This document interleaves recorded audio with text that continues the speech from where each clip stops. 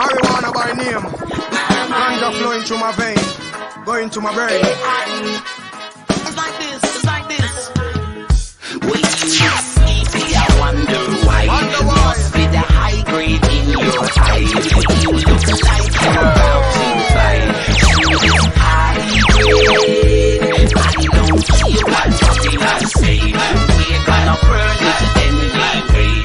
Black blood alone smoke a whole hard day. I'm this high grade. So me say ganja me smoke every day.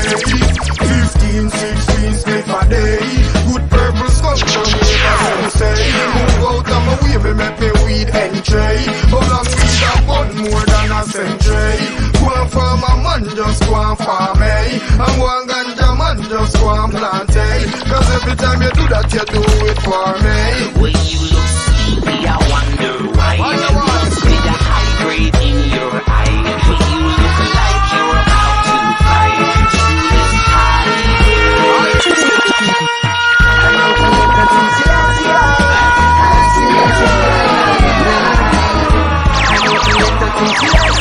just got some smoking and it's majesty is thine.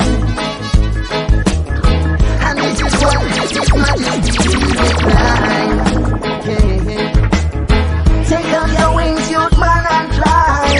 Fly like a bird, high in the sky. And let them know that you are conquering lion, coming from the tribe of Judah. Some backbiters don't have no roots and culture. Leave them alone, them are the burn in a fire. Fire. I don't forget my things to that year. I feel it to guide the night. I don't forget my things to that year. I feel it to guide the night.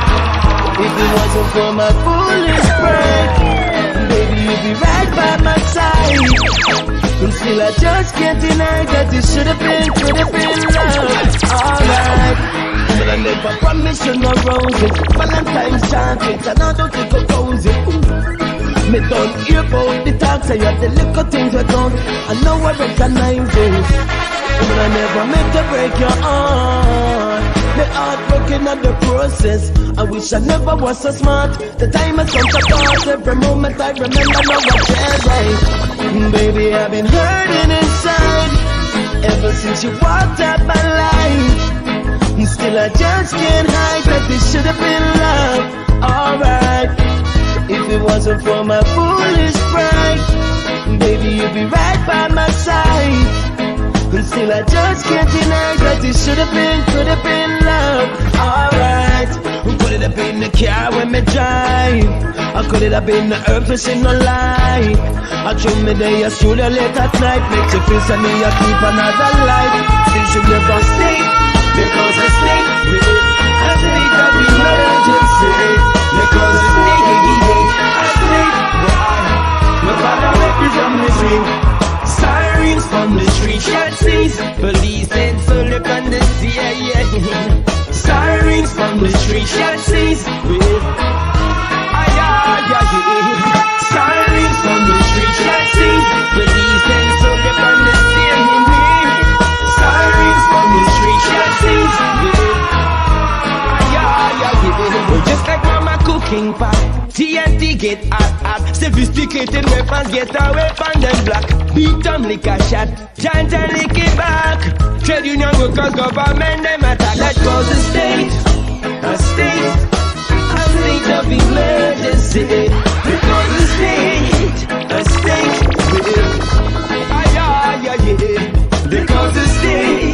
a state of emergency.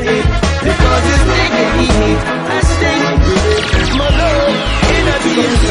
Diamond finally,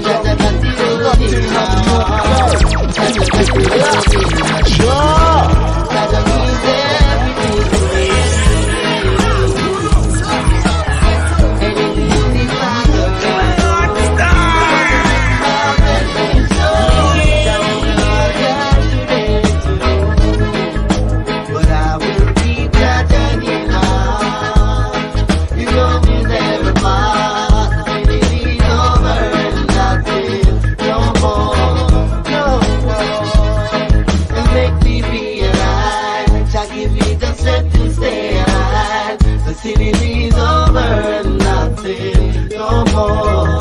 No, no, can't give my all. You know we'll never part. Till it is over, nothing no more. No, hey, you see your children, they are the reason we want Babylon from season to season. Say one come from the come and we chant him down. Great power and sound. Your children, they are the reason we want Babylon from season to season. Say one come from the come and we chant him down. Great power and sound. Say Babylon, they on a mission, and I've been for some time. It is their own intention to mash up the youth, their mind. Them one can turn them in a soldier or turn them in a consumer and pray upon the youth, them innocence. Brainwash education, television and religion are the tools of Babylon implement. Corrupting Jaja children, they are the reason we want Babylon from season to season. Hey, they want to come for them and come make we chant him down. The great power and sound. Your children, they are the reason we want Babylon from season to season. Hey, they want to come for them and come make we chant him down. The great power and sound. I'm keeping it real. So we are live. We live and let's live. So we are live. I'm keeping it real. Yeah. So we are live. We live and let's be. As a man, you must be able to find work and put food on the table. There's no time to sit around to play the fool or be around. In the days of player haters, real hustlers and gold diggers. Now I've no time to watch the plays. Them kind of people don't have no place. I'm keeping it real. We live and let's live. I'm keeping it real.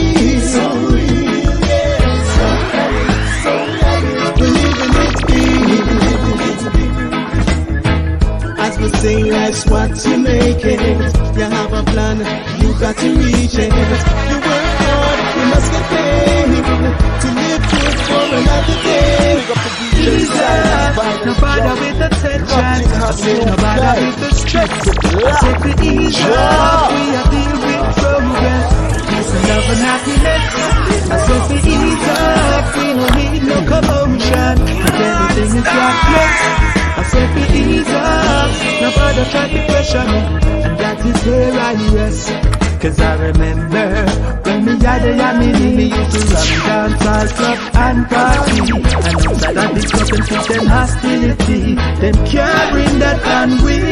Rabba where we play a pan and us still down. The DJ round the mic and him a keep the place strong. Now bother come your son like you are raging star. You can't bring that on we. Me say to ease up, no bother with the tension. I say no bother with the stress. I say to ease up, we are dealing with progress. I say love and happiness. I say to ease up, we no need no commotion. Cause everything is godless. I say to ease up, nobody try to question me. That is where I'm at. I know the time is getting late. Like balance in the race. I try to get my children fed. Meanwhile my shoes are begging bread. Yes, I know them times are hard. Yo, what's up, y'all? What's going down? What's going down? Just put some ones up in the building if you hear me. You know what I'm saying? Yeah, you know, I was I had to sit down and figure out how I was gonna do this live because there's so much other stuff that I want to get, you know, prepare for this. You know, this isn't something that I wanted to do freestyle.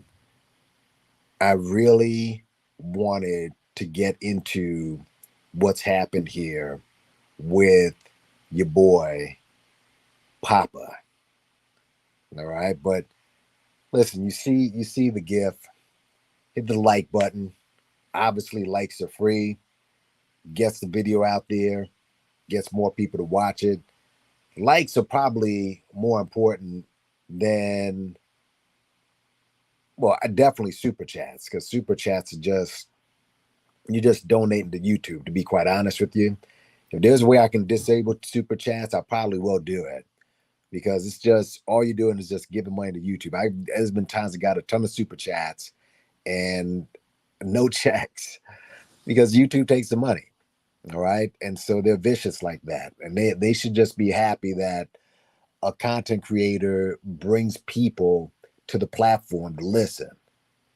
So the fact that, they take so much to a point they don't even pay you, it doesn't even make any sense.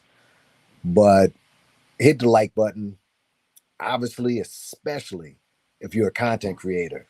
Hit share, put it in your community section, so that when people open up YouTube and you're one of their favorite YouTubers, and that pops and it's like, oh, what video is this about?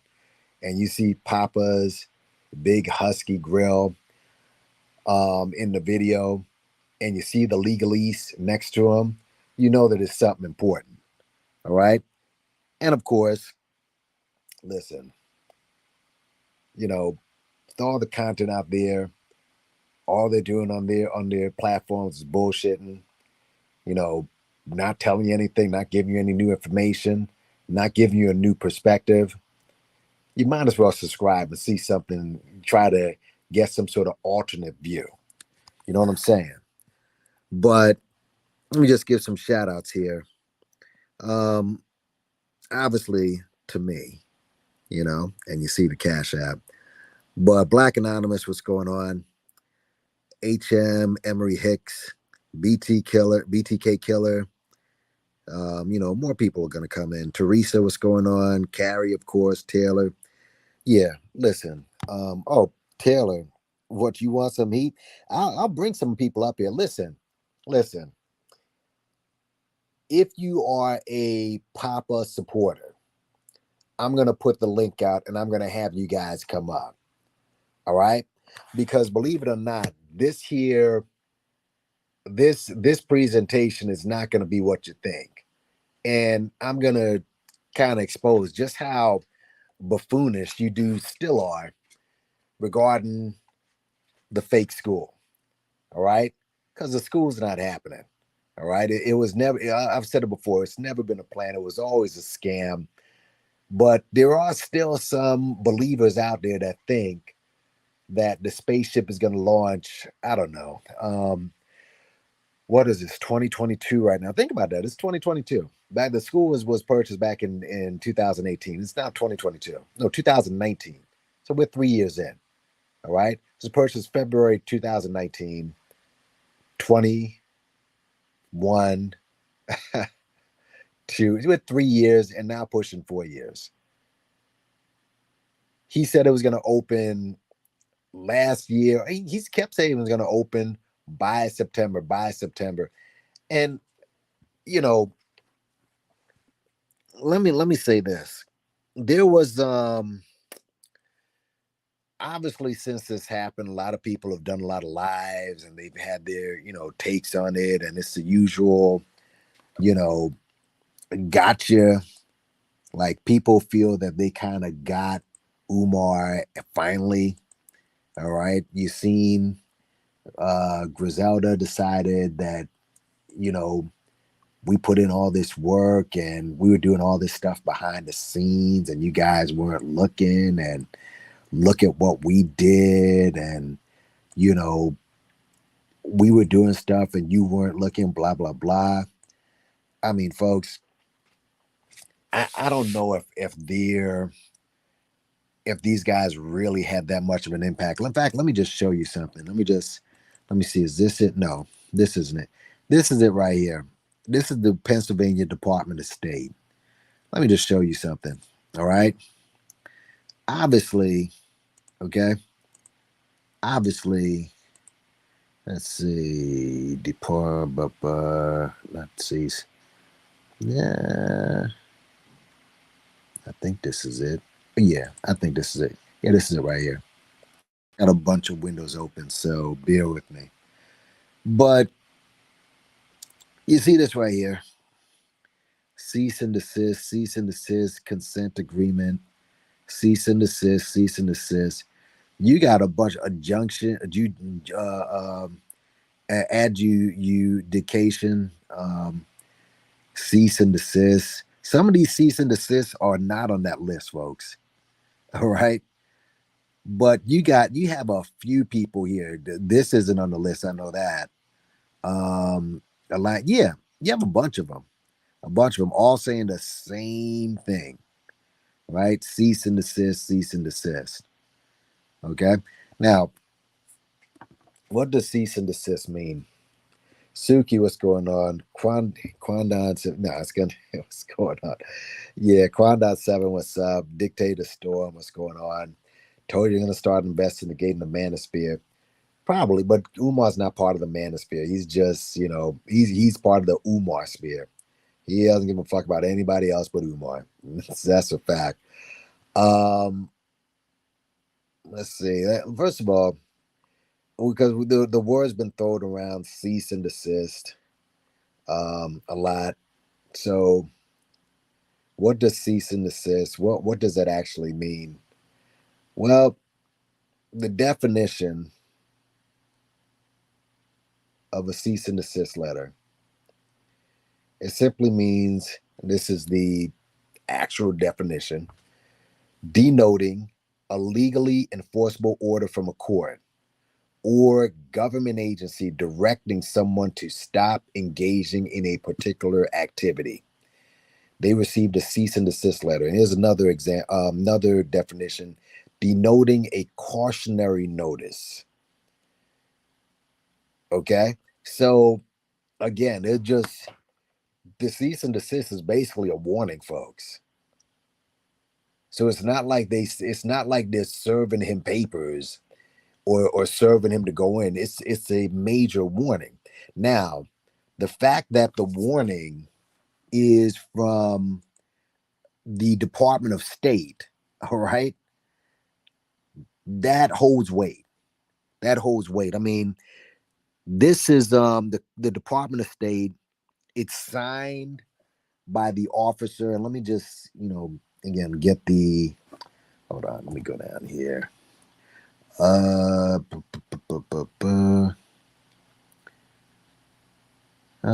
where is it? Where is it? I'm just looking for the um damn, I just down here it is. Here it is. Here it is. All right. So basically they were just warned. All right. They were warned. What's up, Ralph G from Germany? Thanks for popping in, homie. Yeah. Lee Chapman is the Secretary of the Commonwealth of the Department of State. So it is a cease and desist. It is from the government. I am not downplaying it at all, but I'm just giving you a definition, all right, of what this is. It's major, but it's just a warning, all right? So it details the sender's complaint of any alleged wrongdoing by the recipient and threatening legal action if it is not stopped. Okay? Now, I'm guessing that, excuse me, I'm about to burp. Excuse me. I'm not a lawyer. I'm guessing there are going to be other people, legal people, that go more deep into detail on how this affects Umar. But this is pretty big. All right. Well, if in that it elevates his infamy. Okay. It elevates his infamy. Now, it's funny. Yesterday, I saw, a content creator, and I've mentioned this guy before, Pan-Africanism Strikes Back. He's listen, he's a guy, I know him. He's over in, if that's a sector, a Pan-Africanist sector. I can't really say that, in that you know, he's clearly for Pan-Africanism, but I mean, he's a weird in that he's Pan-African, but he is a staunch Republican, staunch trumpet, right? He likes Umar, but then he likes Candace Owens. He's just figuring out that Brandon Tatum is a coon. Like he would say that, listen, I agree with a lot of points you make, bro, but now I'm like figuring out that you're a coon. I'm like, bro, I mean, how did it take so long for you to figure this out? You know? So he did a video yesterday, and the video was called Dr. Dr. Umar Johnson served with the cease and desist letter. What's next? Right? Okay. He's always been, I wouldn't say he's a major supporter of Umar because, to be fair, he is independent in thought. Like when you hear some of his beliefs, I mean, he sticks by him. He doesn't run behind anyone. He is, you got to give him that. But when I watched the video and I got up on the platform, I'll get into that in a second. Basically, you know, he gave five things that Umar can do to move this school forward. All right. Because he's watching this from afar. See, we and him went to a back and forth about Umar, and somebody else was on the platform, a clown. All right, I'll get to him too, but he was mentioning things that Umar can do, giving suggestions. All right, like there was 5 suggestions. 1, seek legal advice. That was the first suggestion. Let me just go down the list. 2, plan. That he has to put together a plan for this school, right? Number 3, show and prove. That was his third piece of advice for Umar. I guess show and prove that you can get this thing done. All right. Number 4. What's number 4? Oh, here it is. Accept reality, knowing your enemy. So accept reality of the situation. All right. Now, the reality is that this school isn't, and never will open. That's the reality. Right. But okay. But hold on. He's saying accept reality, knowing your enemy. Now I'm guessing, because wasn't listening during this part, I'm guessing the enemies are the haters. All right. And of course he mentioned Lenin as well and other people. Though I'm guessing those are the enemies. All right. And then lastly, in number 5, I'm just forwarding this real quick. Yeah. Come back smarter and stronger. Now this, I'm gonna keep it real. This just wasn't thought out. He just pulled this out of his ass, and if it sounded good, he just said whatever. Here's the problem I have with those suggestions. All right. See, they were up there talking about this, and I was like going in and out, you know, in the clouds and everything. And eventually, he and the other guy up on the platform, they said, gee, Umar could do this. But see, black people, we're always looking to tear a brother down and try to stop him from doing stuff. See, I couldn't, when I heard that, I just knew I had to go up there. That's something I couldn't let fly. There was no way I was going to let that fly. Black people gave this dude millions of dollars.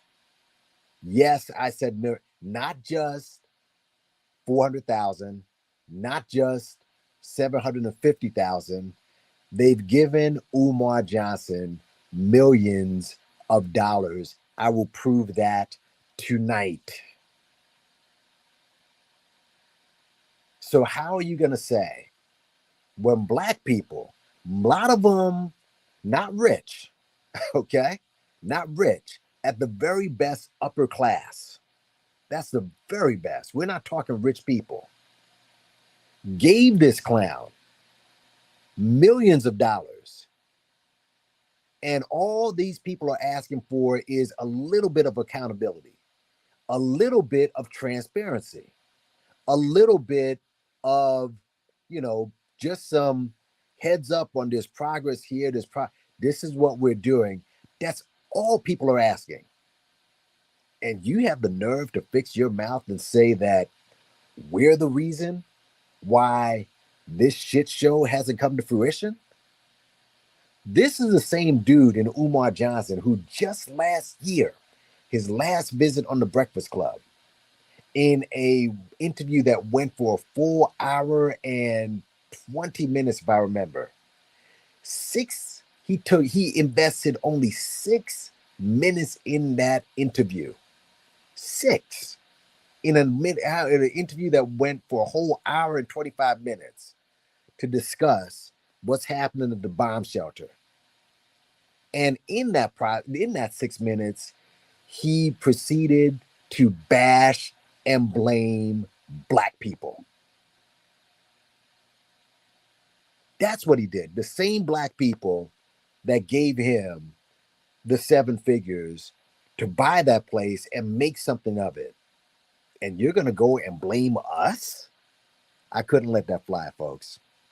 I couldn't. And I went up. I just said to myself, listen, I'm just going to say my little, piece and get out of here. Because honestly, I'm not into getting into, I just don't get into the Umar debates anymore, bro. I can't do it.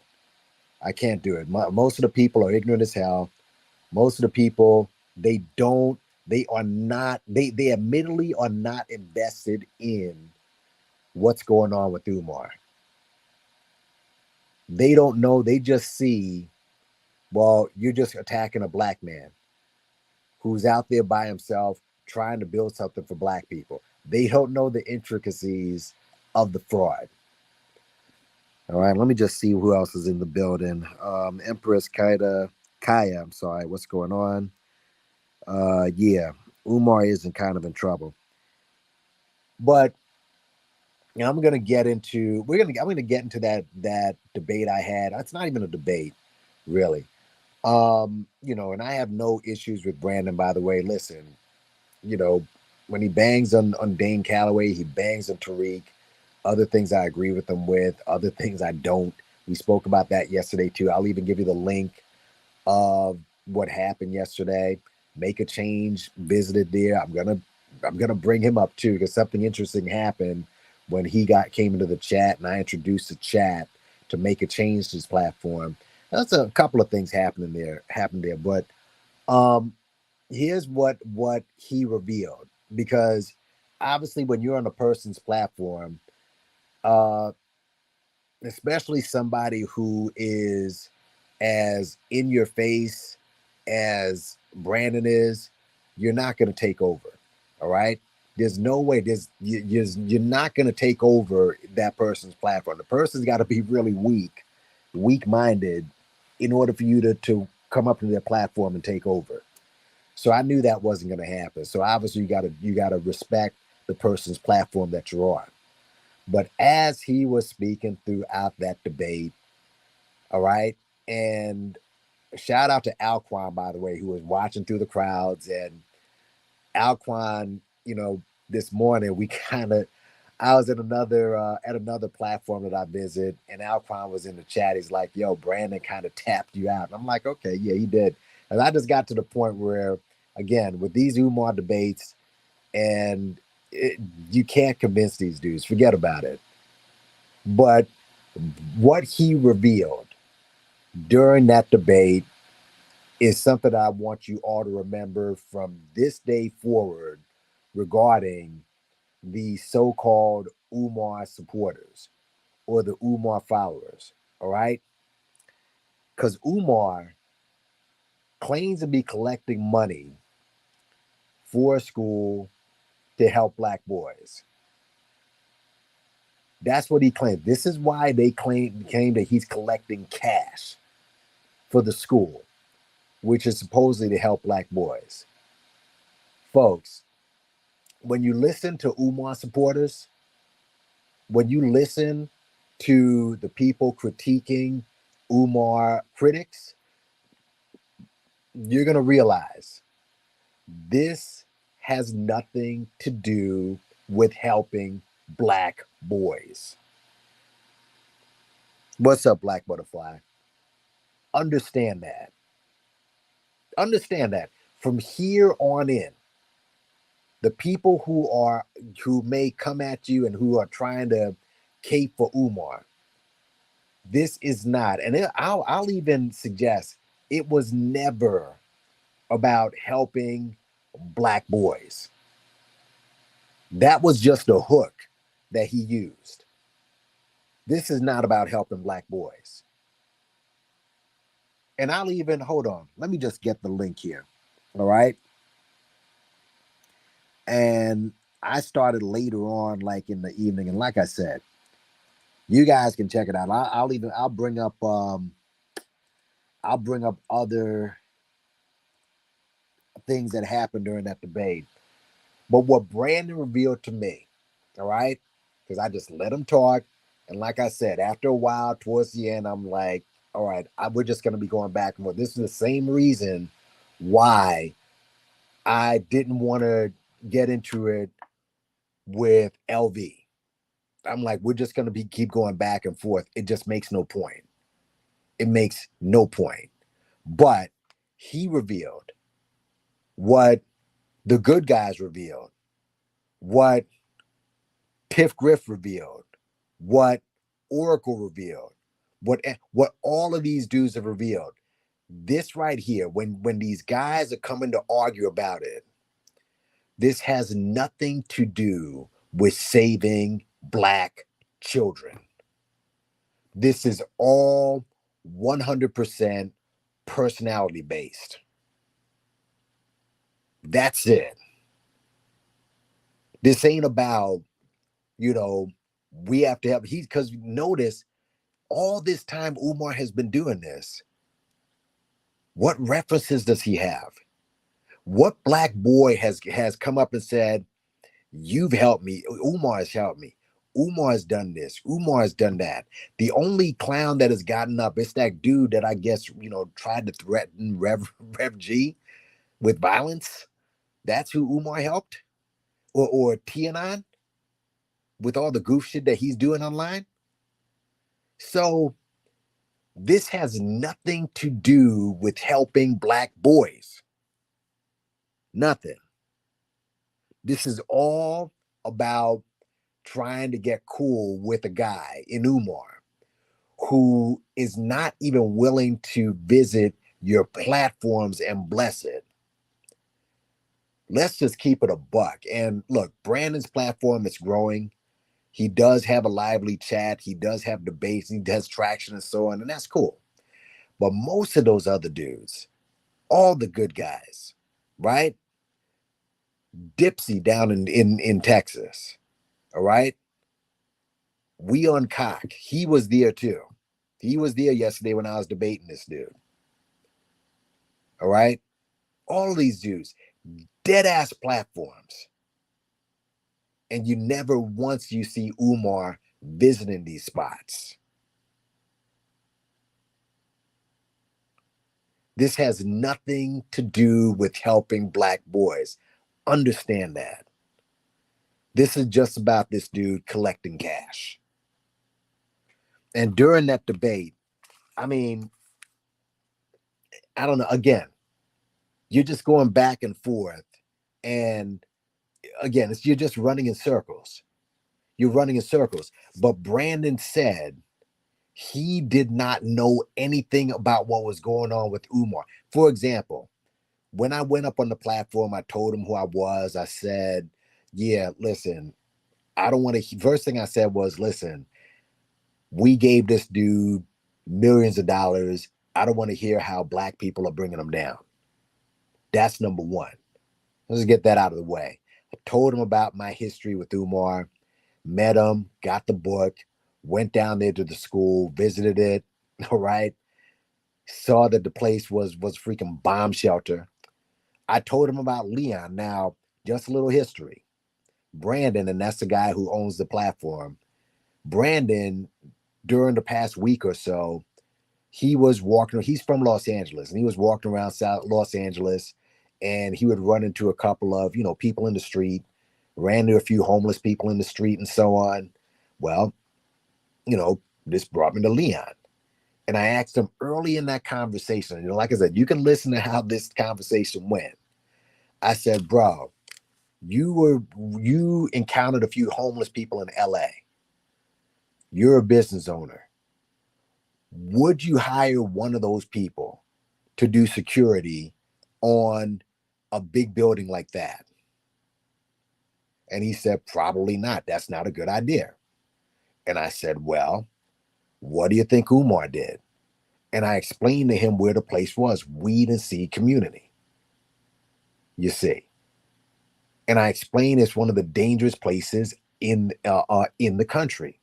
And a guy who also rocks with him, Collagenesis, he concurred. Now, there were people who were like, a couple of dick riders in the chat who were riding and saying, you don't know what you're talking about, and, you hating and all this. I mean, whatever. But there are people who knew. And he said early on, because we kind of were debating, this had to be like 30 minutes or so, whatever. But early on, he said, yeah, I would never do that. That's not a good idea. I said, what did he do? And then the other guy who I was on the platform with, I guess he met Umar, or he spoke to him for briefly.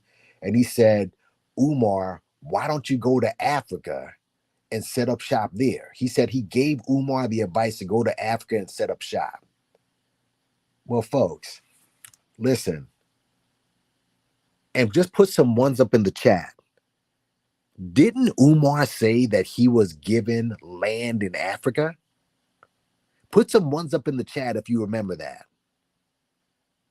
He said, I was given tons of acres in Africa. That's what he said. I'm not making it up. He said this. Put some ones up in the chat if you remember this.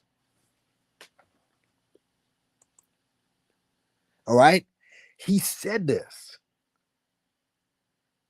And by the way, it's the Frederick Douglass Marcus Garvey Academy. Look at my background on my platform. That is Liberty Hall. That's in Jamaica. I visited it. That is Marcus Garvey's museum. That's his headquarters. That's where he had his meetings. What did Marcus Garvey want to do? He wanted to set up shop in Africa. Well, if you, this Mr. Pan-Africanist, Prince of Pan-Africanism, you were, as you said, given free land in Africa to set shit up. Doesn't it make sense to go to Africa and take that shit rather than buy a bomb shelter in Delaware? You see. But then when I told him that, and when I told the other guys that, guess what they said? I said, Umar was given land in Africa. Did you know that? And he was like, no, I don't know any of that. Well, shit. You don't know that, but you're sitting here trying to wage a case for this dude. Now, again, I understand. He's a Pan-Africanist. Umar is supposedly a Pan-Africanist. If you're looking at any right-minded person would look at this and can see that Umar is not representing you in, he's looking really janky right now. So you, of course, have to save him. This is what he has said in a couple of videos back where everybody was attacking Umar. I just had to wage a defense for him. I'm like, okay, cool. But I understand why you're doing that. But you have to know these things. And there are other things that he just didn't know. He admitted, I don't know much about what this guy is doing. So if you don't know that, and you don't know that this guy's, was offered that, then what are we doing here? So, let's see. Oprah Winfrey started screwing out. Yeah, it was a disaster. All right. No, I mean, listen, he says he didn't know. And again, I don't want to bang on dude or kill him. In fact, let me show you something. let me show you something on this. All right.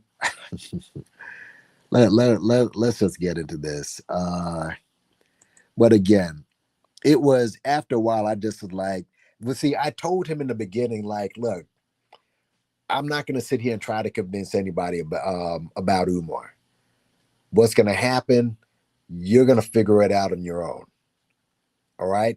And what's going to happen if you were, because most of the people attacking Umar, they were followers of, they liked Umar at one point, and then Umar just turned them off. And so what's going to happen is Umar is going to do something that's going to offend.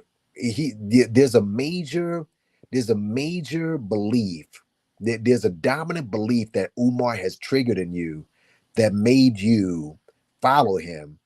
He's going to go against that dominant belief and completely turn you off. All right. I have a soft spot for people, Black people that are homeless, that are struggling in the street. All right. Because any one of us, whether through a health problem or a paycheck, we can join them. I know that a lot of y'all don't even believe that. Health issue or paycheck, you can join them. And so when I went down there and saw that dude that he had, dude to use security, and these dudes, we were, again, this is just a little bit of what was happening when we were arguing. He was like saying, because y'all saw Leon, a lot of y'all saw the Weed and Seed, and you saw that dude. He was like, well, gee, who did you want Umar to get? Well, goddamn, somebody who's at least young and fit and who has a gun, shit, in that dangerous area. Something like that. And he lied because, again, he was saying how, the place was robbed before, if you remember the video. But the place wasn't robbed. So he lied to the dude. He told this dude all types of stories, just completely fucked his head up and said, yeah, this place was robbed. No, it wasn't robbed. You lied about that. And you just got a guy standing out there telling me who he doesn't even know when his shifts. He was telling me when his shifts were. This is the security guard. This is the guy. This just shows negligence on Umar's part. You're the security guard, and you're telling me, yeah, I get off at this time, and I'm gonna be getting off at 11, and I'm coming back at 8. Guys, come on, y'all. Stop it already. Seriously. But this is what he was making excuses for.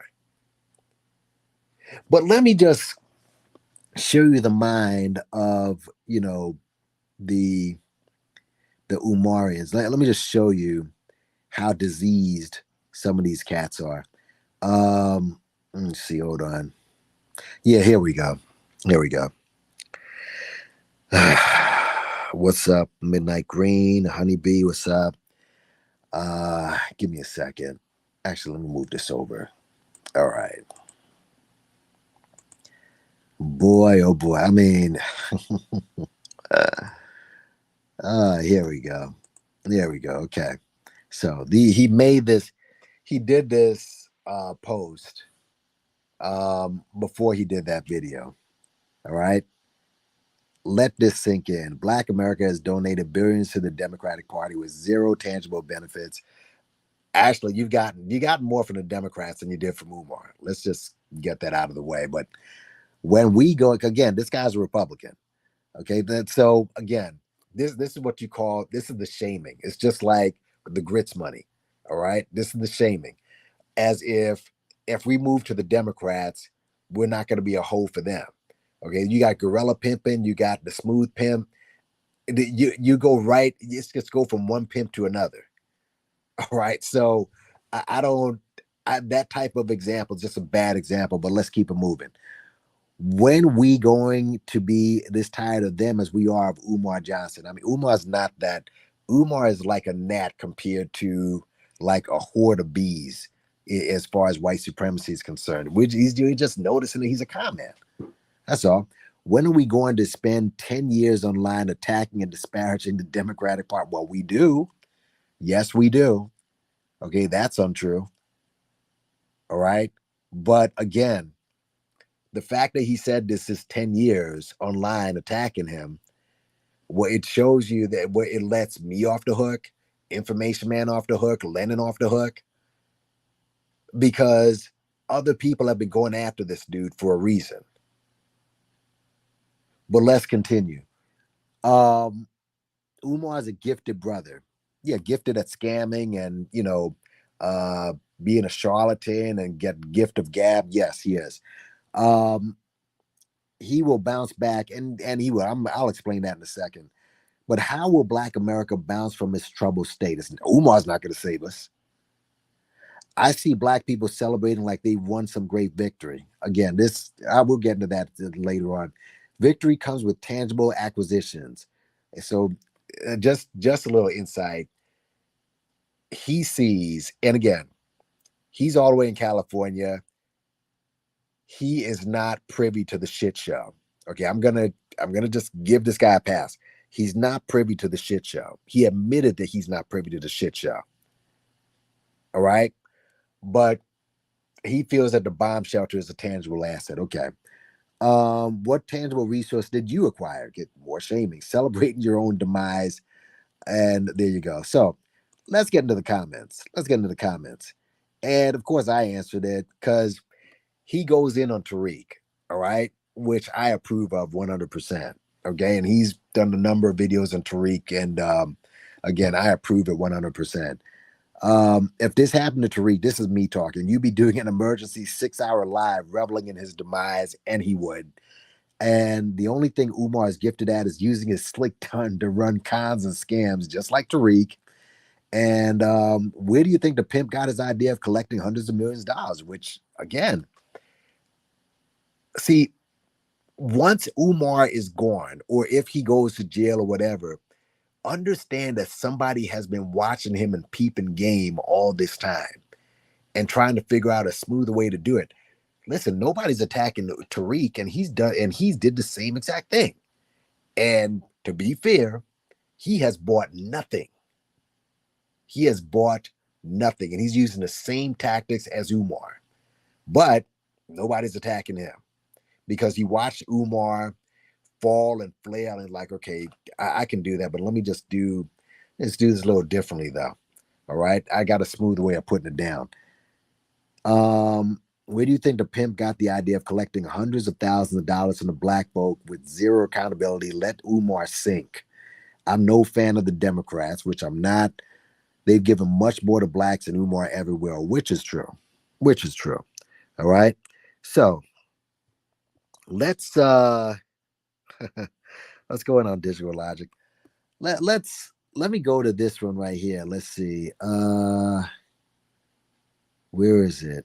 And the same, yeah, because some of these guys are Umar stands, but let me just see. There's one here where I had to go and smack this dude's. Let's see, Black America is doing fine. Where is that? Not this. Where is it at? Don't tell me that dude did. I hope this man did not delete his comment. If he deleted his comments, that's as pussy as it gets. Look at this one. This guy is one thing Umar Johnson does that's commendable is that Umar Johnson does phone consultations for the most of the part free of charge. Okay. What clinician does that? White, black, brown, or Brit? Okay. Let's just sit on that for a second. Guys, if someone's offering you something like that for free, how good is it? Think about that. If you are a major professional like Umar is and he's offering it free, all right? I mean, come on, folks. Shoot, did this guy erase the shit? Wow. I'm pissed off, man. Hold on, let me see something. Don't tell me this dude erased it, because I'll be pissed. I will be highly upset. You know? Hold on a sec. I think dude erased his damn comment. If he erased his comment, I mean, it just shows you, man, these guys are weak. Hold on, let's go down. Let me go down. I think this dude erased his comment. Okay, here it is. Here it is. Here. No, this was. Oh, I'm sorry. This was actually under the video, guys. My bad. My bad. But I'm glad I showed you this anyway. Let me go back. This is underneath the video. This is the video itself. This is the video itself that I gave you. All right. So let's go. Let's go. Look at this dude right here. Listen to this. All right.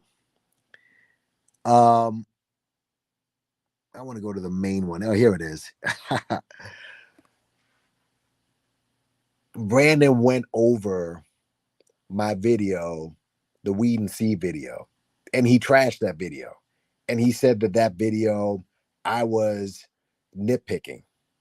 Whatever. Let me leave that alone. But here's what this guy said. Nappy didn't show a recent video because it looks good now. It does.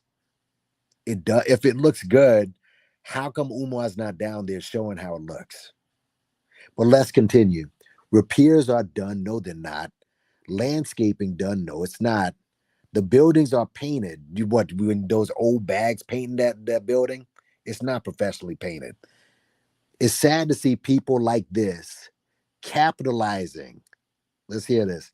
Off of black self-hatred. Who does that more than Umar? This dude is mad delusional. The people in line to count the money haven't put anything into the pot. Dude. And let's go down. Okay, and let's just see our flame. I'm just like, where's the HVAC though? And guess who gave a like on that? Pan-Africanism Strike Back. Where is the HVAC? So listen to what this fool says. Nappy Yankee, bro, I've been there several times. We all know the HVAC unit is waiting for a crew to install it. Oh my God. Guys, come on now. Do you hear this? Do you hear this? Oh my God. We all know that. Folks, he bought this in 2019, February. People been pointed that out. In fact, he was the one who said that the HVAC got vandalized. And then this is a 3-year excuse, and this guy is still on this shit. This lets you know this is one of the brain dead ones. But he said, he's talked about this several times. You ignored all the other things that I said we've done. Now listen to what he says. You talk about ethics, but have no integrity. I have no integrity. If you wanted to post an honest video, then go there this weekend. Go on a weekend when he has community events. Listen to what this guy's saying. Interview some of the loyal donors like myself. Oh my God. Go, guys, if you go to Umar's site, loyal donor, this guy is still, after all this time, a loyal donor. So you know where his head is at. A loyal donor.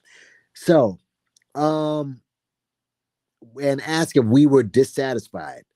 Who cares if unsupportive clowns want to complain all day? Don't donate, don't send your kids, and don't come around to the non-existent school.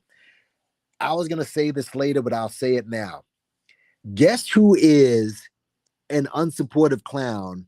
In fact, when we were speaking, I asked Brandon, so did you ever donate to the school? Did you ever buy his book? He bought his book, but he's never donated to the school himself. Brandon said this. And what did Umar say in Lord Jamar's video?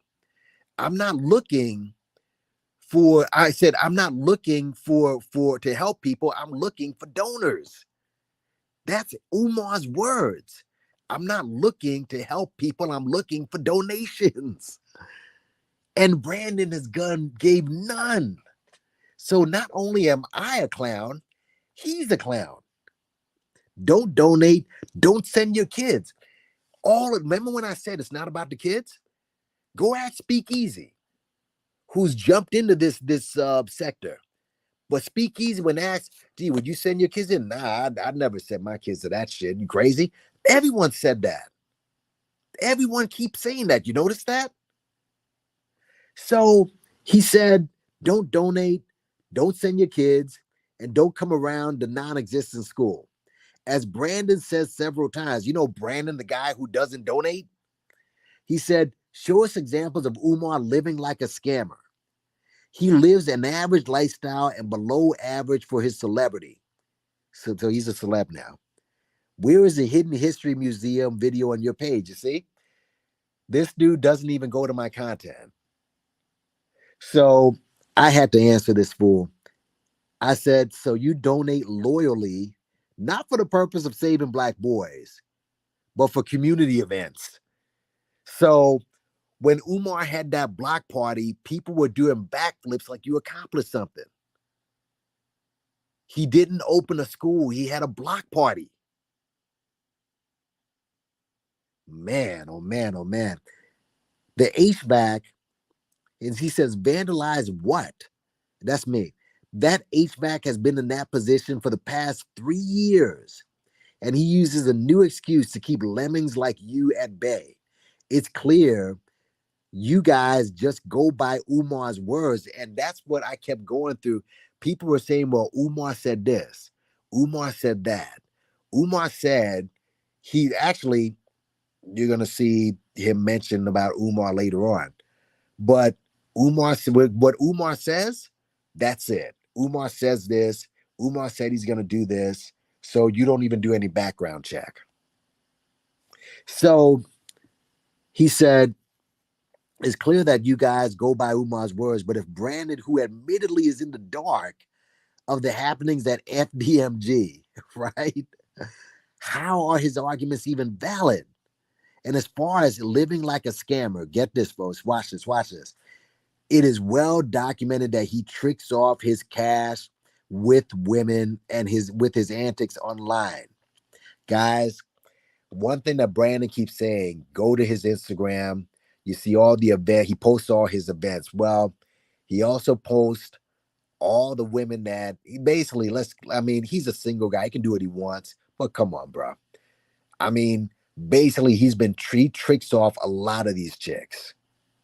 All right. I'm not mad at him getting pussy, but not only the stories, but like the real confirm the stripper. Come on, bro. So let's just keep it moving. Tricks off the China bath, all that other shit. He tricks off the cash with women and with his antics online. Dooley clearly looks like he's some type of substance. I said this. Monty said this. Lennon said this. Tariq said this. All right. A few people have peeped this. And just like the guy said, that guy yesterday, you have no knowledge of my content. I was talking about the dude who I was up on the play on the, you know, in the up on the platform with Brandon. Okay, the dude did not know me. He has no idea about my content. I bang on Tariq on the regular. There is no museum. Where do you think Umar got that idea? And then here goes. This is Brandon. They just want to tear down Umar's image for their own satisfaction. I mean, I really wonder if this dude is trolling at this point. I do wonder that. Tear down Umar's image. We can say the same thing with him and Tariq. And Dane. But let's continue. Said Umar gets attacked by his master and doctoral degree level haters every day. Yeah. I mean, people, see, that's another thing. People say that, oh, you don't have a master's or doctorate degree. Well, people who with masters and doctors peep that this dude's a goofball. So he's just embarrassing himself with his desperate trolling. Look at this. Good grief. He has too much free time. Start a business or volunteer to fix something in the black community because this ain't it. This is funny. This is funny, bro. I mean, but this is what they do to shame people. This is what they like. Umar is doing anything. Let's see, the hypocrisy in this video is on another level. Yeah, because he bangs on Tariq. Yep. So it's like, and this is Looney Coons. Shout out to him. Go check him out. Looney Coons bangs on all of them. So your logic, you're jealous of Tariq. Said Umar had a golden opportunity to be a huge force. And like, yeah. So listen, it was pretty. It was pretty. Yeah, this is one of Umar's like loyal file. I've come across Lennon Honor, and he strikes me as a goofy coon. Blah blah blah. Yeah. So listen, bro. This is what this is the Umar sport. This is what you're dealing with here. This is what you're dealing with. What's up, information man? Man, and Teresa says, seems like Umar sport don't listen to any voice outside of Umar. Which is why they believe everything he says. Yeah. No, yeah, we spoke about that. We spoke about that, and they were capping for him as well. We spoke about that. I said, bro, there's no sign, and I gave him a brand new example. I'm like, bro, if you divorced from your wife and you married another woman, 3 years later, you're still gonna have your wife's picture around.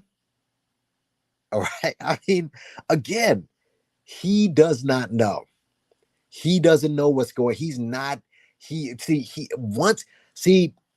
I'm giving him credit because he's not one of these lemmings. He's just a guy who Umar hasn't really hit that nerve yet with one of the dominant thoughts that he pulled him in with.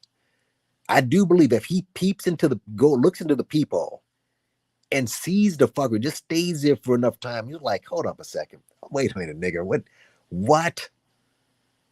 Because how could you had to have seen the SETI video by now. Just that video. You had to have seen the Kobe video. You had to have seen all the antics threatening people. He just did a video. About the Mike Tyson incident where he said Mike Tyson should not have put hands on this dude. Right? Yet, how many times have Umar threatened violence? Umar has threatened violence on several occasions.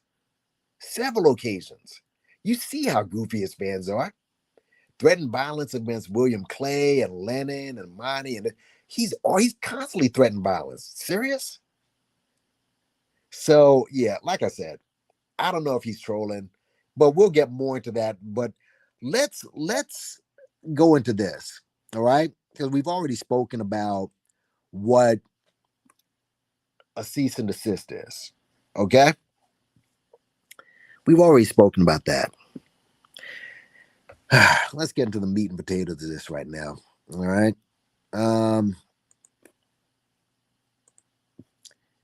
And here it is. This is what got everybody,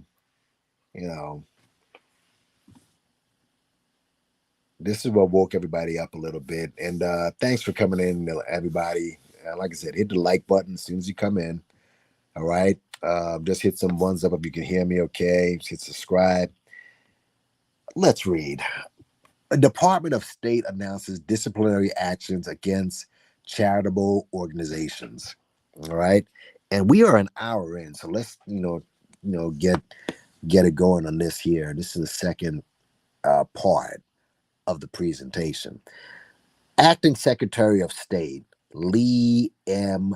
Chapman announced the Pennsylvania Department of State filed 16 disciplinary actions against charitable organizations, professional solicitors, professional fundraising council during the month of March. All right.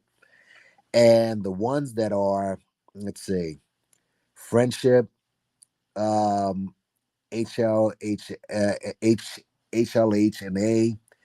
Keystone Warriors, Entrepreneurial Alliance of America, Women of Color Network, Philanthropy Network, Greater Philadelphia, Rachel's Vineyards, iMission Institute, Project Mensen, Speak Up for Horses, the FDMG is coming, the Frederick Douglass Marcus Garvey, and the M Give Foundation, whatever that is. Okay. Now, I know a lot of y'all, when you saw this, I know that since, a lot of you are in the Umar sector, right? Let me just get a drink of water here. Hold up. Now, that was refreshing. All right. Listen, I know that's the one that got you that raised your eyebrows, FDMJ. All right. And look, um, listen, at this point, there's so much content out there. All right. I put out content. Lennon, Information Man, he's got a ton of content on it. Make a Change. Eli, What Happened to Common Sense. All right. Um, I mean, obviously, AAS, like we can just go on and on. There is too much content out there about Umar and his shenanigans. If at this point you still can't see the scam that he's running, then I mean, it's like I said when I went up on Brandon's platform, I'm like, bro, you know, I'm not here to change anyone's opinion. Again, you'll figure it out eventually. You're gonna figure it out, and some people just won't. Some people, like the guy who I just read, guys like that, they're just always gonna be firmly, underneath at Umar's crusty feet, waiting to hear what this guy says next, like he's leading any sort of army. The only thing is leading you is your hands into your pocket to give him some money. So, you know, we already know this is a scam. But with me, I'm more interested in not the fact that he's been put on here, because obviously this is a big deal. I don't want to downplay it. But how is he parallel, or is he similar to these other guys that are put on this list? All right, because clearly they're after all these guys because either they didn't file the paperwork or there's some sort of negligence going on somewhere or another. I mean, we've already shown the negligence with Umar Johnson. I mean, again, there's too much content out there. But I'm really interested to see about these other guys. All right. Let's just look at the friendship HLLA for a second, or HLH. What is that? All right. Let me just give me a second here, because I just had to look at that one there. Here it is. And I'm going to make a point about all these findings in a second. All right. Because we're going to draw right back to one conclusion as far as this is concerned. Let's see the friendship. Hold on. Let me go here. Okay. Give me a sec here, y'all. And shout out to everybody in the building. Let's see. Here it is. All right. Okay. Hold on. Friendship. Here it is. Friendship HLA, cease and desist. All right. And as you can see, everybody got this letter. All right. Same letter, signed by the same dude. All right. Subject to administrative action. And by the way, look at this. Respondent may be subject to formal administrative action, which could result in the imposition of administrative fines up to $1,000 per violation of the act, plus an additional penalty of $100 per day for each day the violation continues. Now, if Umar wasn't really collecting that type of money, do you really think they'd level those type of charges against him? Let's just start with that. All right. But let me just let's just show you. I'm going to show you these letters first, and then let's just get into the charity itself. All right. Let's see. Here it is. Friendship. Okay. Let me go here. Here it is, folks. All right. Look at this. Now, what is this? This provides emergency medical ambulance services to residents in Pennsylvania. All right. Now, it's an emergency ambulance service to counties in there. But here's what I was focused on here. You see this? Total revenues and total expenses. The revenues for this You see this? Close to $1.8 million. This was back in 2019. All right. And the expenses, close to $1.6 million. It's back in 2019. All right. The assets are $358,413. And the employees, what is it? I guess 0 employees, whatever. Like, yeah, this is the information. This is the financials for this place. You see this? This is 2019. I'm showing you this for a reason. I'll explain why I'm showing you this in a second. These are the financials. This is, again, nonprofit, right? These are the financials. Let me just go down here. What's going on, Rakim? Yeah. So these are the financials I'm showing for this. Okay? Now, obviously, they may have done something negligent, or they may have done something, right, unethical. All right? Like, for example, this is an ambulance place, right? There is such a thing as ambulance fraud. All right? So, like, let's just go. Let me just read this story here. Yeah, how to report EMS fraud and receive a whistleblower reward. All right. So sometimes you can have ambulance fraud. I'm just reading from a report like Medicaid fraud. All right. Understand the point. Well, let me finish this. Let me finish this. Medicaid fraud. Because you think that Umar's the only one who's frauding here. All right. I'm just showing you that with all these people, there could be fraud involved with them as well. All right. I mean, that's an EMS company. Some of the parts of fraud with EMS, like, for example, they can bill for medically unnecessary services. All right. Like, I'm reading this. In 2018, ambulance transports often cost more than $1,000 a trip. $1,000 a trip. This is 2018. And they involve patients needing dialysis services. 3 dialysis, because if you have dialysis, obviously, if you have kidney problems. I had a cousin who had kidney problems, and you miss one day, you're a dead man, pretty much. So you have 3 dialysis sessions per day, 2 trips, adds up to $156,000 per year. God damn. And per patient is $500 per transport. That's the type of scams these type of companies run. All right. Billing for services not provided. All right. Regulatory or licensing violations, fraudulent documentation, overbilling, right?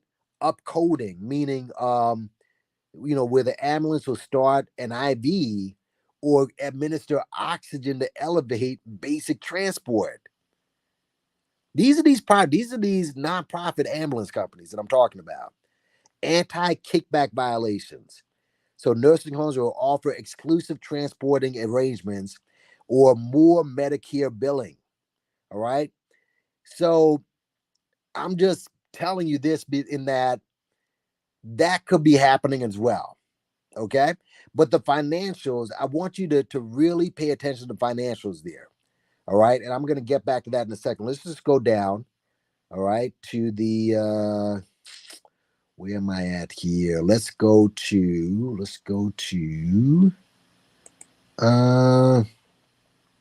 Keystone Warriors.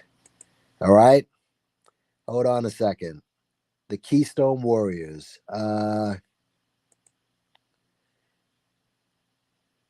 Give me a second, y'all. Okay.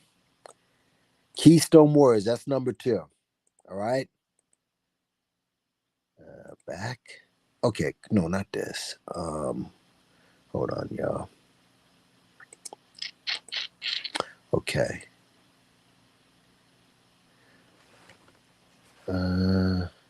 Okay. Keystone. All right, guys. Here's another one. The Keystone Warriors. That's number 2 on the list that the FDMG's on. All right. Keystone Warriors Foundation. That's number 2 on the list, on that list. All right. And Keystone Warriors, they're the Veterans Resource Center. All right. Now, in the case of scamming, okay, when you're looking at a company at something like this, and this is just my opinion, I've watched this over the years. If this were a basketball player, this right here is LeBron with the taste of Jordan. Umar's Harold Miner. You know what I'm saying? That's what you're looking at. This is the level of scamming this is. The Keystone Wounded Warriors Foundation. Let me get the let me go ahead and get the website for this joint. All right. Let me get the website. Let me get the website. Here it is. Here it is. All right. Keystone Warriors. All right. We've all seen this before. All right. Donate to the troops. They're fighting for our freedom. Right. They're, they're veterans. They fought for our freedom. They're in the hospitals. They're wasting away. But I mean, I'm not saying all of them, but you talking about scamming and just low down. I mean, listen, at least Umar is scamming people that can at least walk and can, people who have some sort of sound mind. I mean, they're idiots, but they have functional minds. These guys right here, all right, we're talking about like the lowest of the low. And I don't know if it's these guys in particular, but I understand why maybe that they're under investigation. All right. Matter of fact, let's just go to this story right here. Matter of fact, should I read? Okay. The ARP scams. No, I'm gonna go with the CNN story. All right. And let me just, even though it never works, or whatever, the disclaimer. Copyright disclaimer under Section 107 Copyright Act 1976. Allowance is made for fair use of purposes such as criticism, comment, news reporting, teaching, scholarship, research. Fair use is permitted by copyright statute, might otherwise be infringing nonprofit, educational or personal use tips. The balance in favor of fair use. The video was made for entertainment purposes and transformative in nature. All right, guys, I'm doing this for a reason. All right, and we're gonna wind it down pretty soon, but let's go to this story right here. Hold on a second. Let me just paste it first. Yeah, man.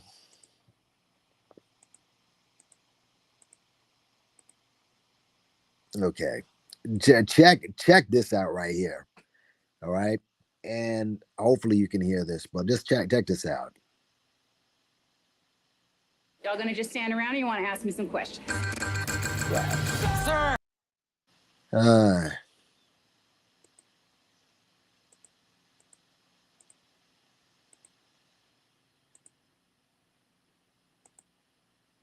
Received June 16th at 7:13 p.m. I'm a sovereign citizen, mother. Okay, American-born sovereign citizen. Your state laws don't apply to me in any way. I will make a mockery of your court. Received. She's getting a little more aggressive. 15th. These messages were left by James Linville, who federal authorities say ran a bogus fundraising scam that duped at least 1,000 people out of money that they thought was going to veterans. Dan Christiani's father was awarded 2 Purple Hearts. He gave Linville's group $1,000. Yeah, I felt like I was taken advantage of, and I believe that he hit the soft spot, and I felt like I needed to give, to help out the people that helped us.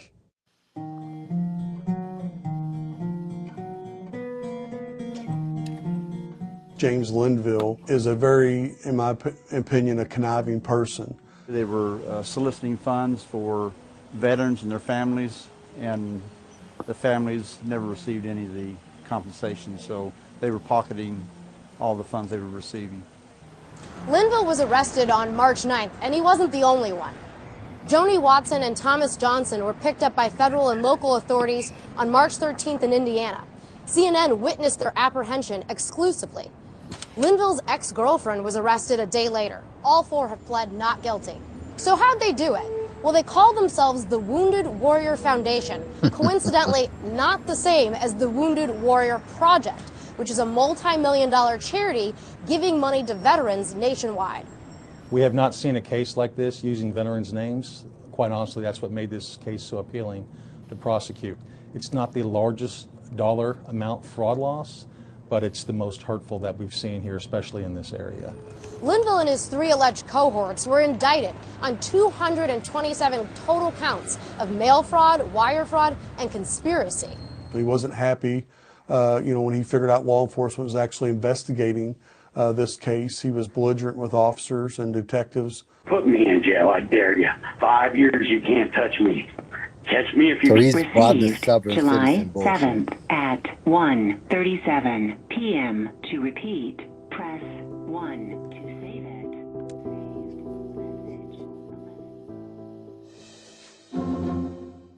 Yeah, and look at this down here.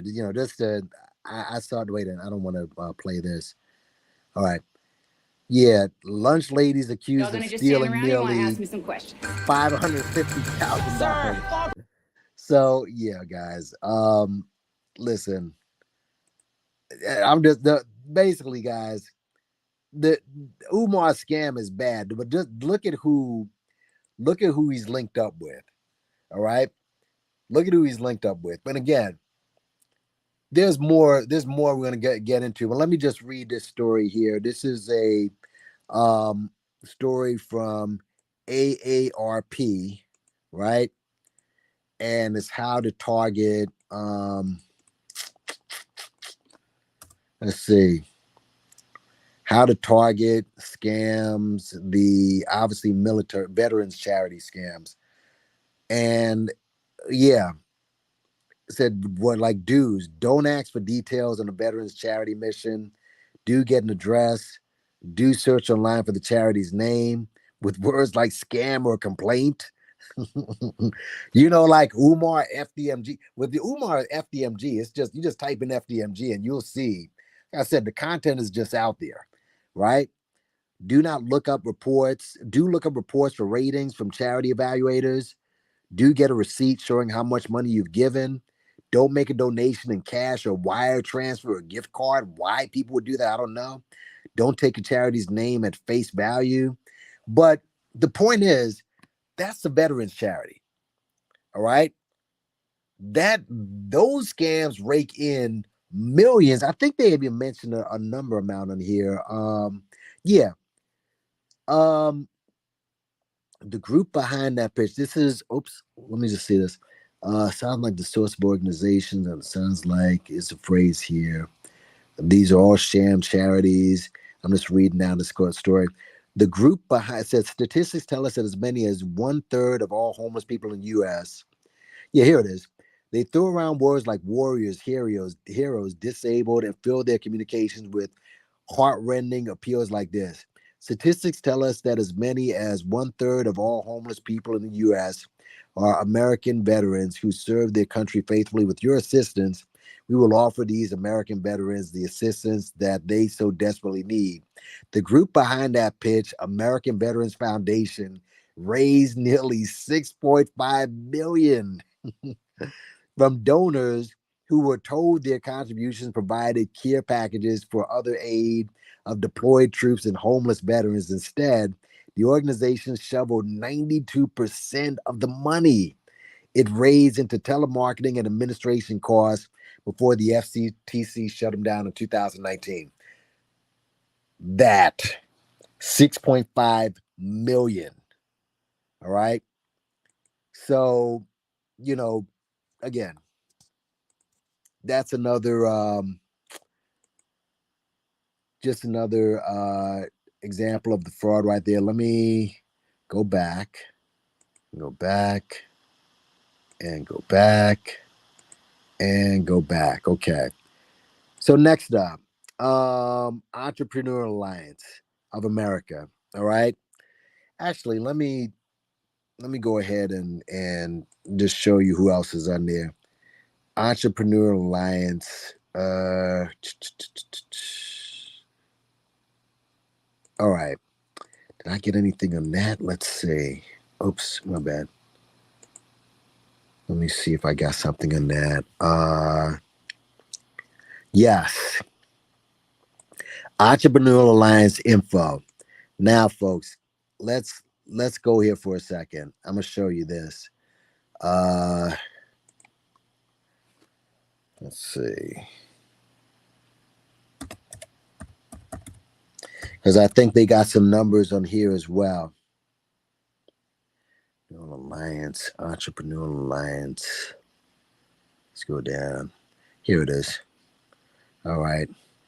As you can see, can y'all see this or no? No, I gotta share it again. But as you can see, they got this letter as well. All right. Yep. They got this letter as well to cease and desist. Okay. Now, I hope this shows when I put it down. Let's see. Yeah. All right. Entrepreneur Alliance. Now, members, support, donate, about us. I thought that this had financials and shit.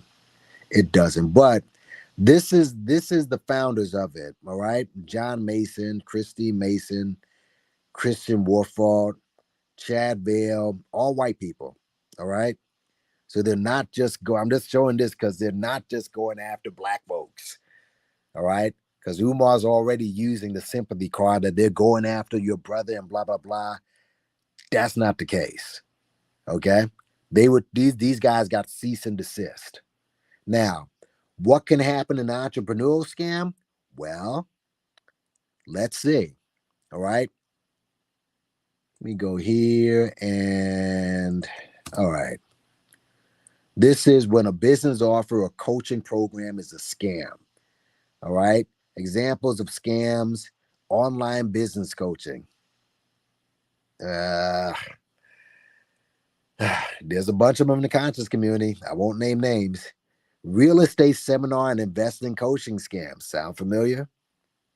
Jay Morrison. Pyramid schemes. See a lot of those, right? Avoid business offer and coaching scams. Take your time, talk to someone you trust, do your research, know the success and testimonials and so on. So these guys, maybe it's just like Umar, they didn't, maybe their accounting or they didn't file the paperwork right or anything, or they might have been scamming. To let you know, these guys, they all scam. They might have been scamming themselves. I don't know. So let's go back. All right. Who's next up? Let's see. Oh, see who's next up. Ah, there you go. Hold on a second. This one right here.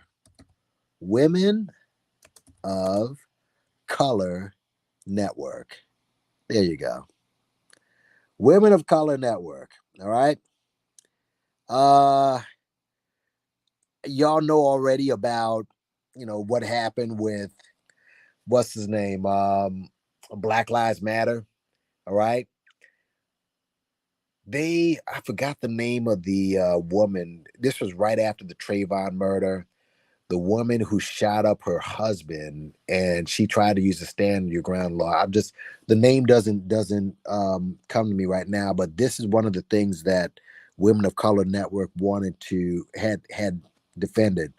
But this is their website right here. All right. Women of Color. Okay. This is the website. Very professional website. Okay. Now notice all these websites are very, very professionally done. Okay. It's unlike Umar, all right. But let's see. I wanted to see if they had okay. These guys are not the ones with the financials. But here's what bothered me about it. This is the women of color. All right. Anytime you think women of color, you're supposed to be black, right? Well, nah. You see, this is the women of color network. This is already a problem. All right. You got one, two black women at most. All right. And most of them foreign. So yeah, I mean already, all right, that's the scam in itself. But let's just keep it moving. They partnered with some big people. I mean, Uber, NFL, all right. They don't just let anybody use the shield. All right. So they partner with them. Obviously, let's see, become a sponsor. I hope this doesn't download anything. Okay. This is like the Loyal Donors Club, I guess. But yeah, very professionally done. But these guys, yeah. Cease and desist with these guys too. Cease and desist. And I don't know what it is they may have done or whether it's accounting. Sometimes it's just bad accounting. Their accounting was bad. Now let me just see if I find something else on this. Yeah, this is their Facebook page. Hold on. Let me go to the Facebook page real quick. Oh, wait, sorry.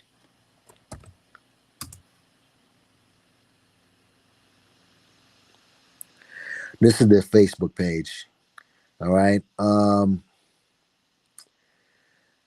Yeah, this may be a situation where, you know what, their accounting was fucked up or they just didn't file the paperwork because I don't see anything major.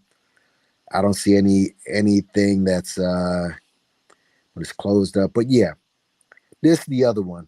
All right. But what the thing that's with me, I mean, the women of color and most of them aren't black. Look at this. You know, most of them aren't black women. So this is just another thing that's black people are just going to get washed out of. So that's the issue. But that's the other one, women of color. Who's next on the docket? Yeah, philanthropy of network. Okay. Check this one out. Okay. Hold on a second. Philanthropy. Here it is. Philanthropy Network of Greater Georgia. Of Greater Philadelphia. No, not here. Let me go here. Okay. Okay. This one. They got to cease and desist. All right. Now, these guys, okay. This is the place. Now, why am I showing this? This about us. Financials. All right. The financials are, 2020 audited financial statements. All right. Now check this out. Let's go down. Bam. See this right here, folks? 929,000. This is in 2020. 730,000. 2019. That's the property. These are the total current assets. Close to $1 million. And close to 713,000. All right. The liabilities. The reason I'm showing these numbers, the numbers are pretty big. Now, let's keep going down. The revenues. Here you go. $1.1 million. With donor restrictions, without donor restrictions. With donor restrictions, 935,000. Total 2 million. The expenses, of course, like 1.6. Yeah, those expenses are pretty huge. All right, wait, are they overexpensive? Okay.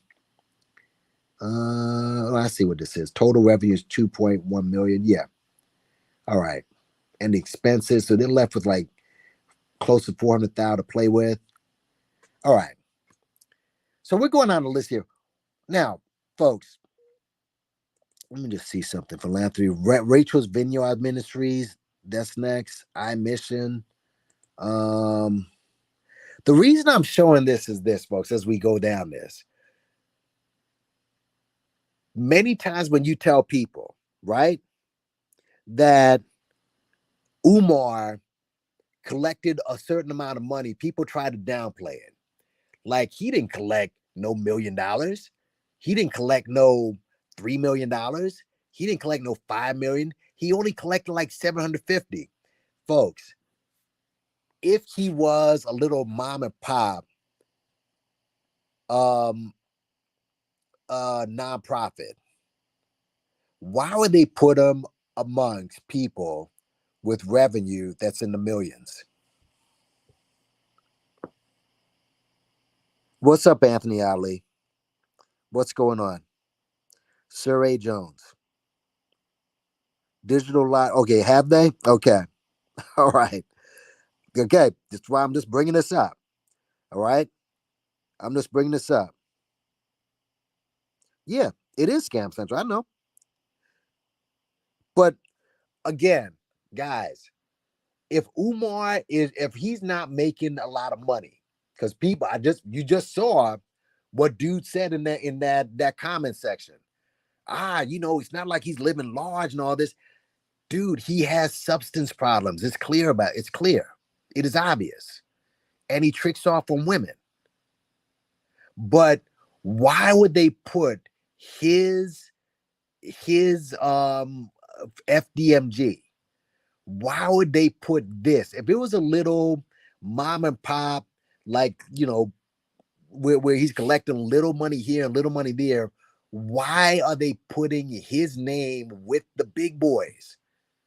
People who take in revenue of 7 figures. Explain that. That's the point. That's what I wanted to get to with this. Y'all are sitting here saying that, that all he collected was 750 and that's it. No, this man has been collecting goo gobs of cash. And the school is a front. That's the scam. And somewhere along the line, if they're giving him money to PayPal, they're giving him money to Cash App. You've seen the video. This guy raised 5 figures in a matter of like 10, 15 minutes. Like 10,000 or some crazy number like that. You've seen that video. So why would they put the FDMG, if he needs money and he's not, so if he's up here like this, making this type of money, and he's not hiring any professional people, what are we doing here?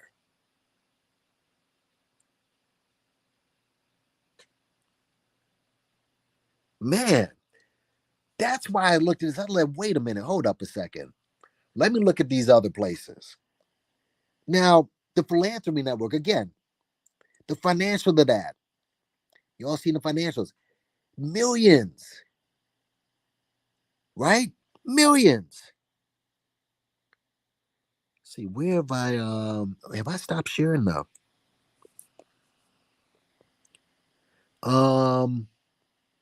Let me see. Something happened here. I see what happened. No, I see what happened. You know what? I fucked up.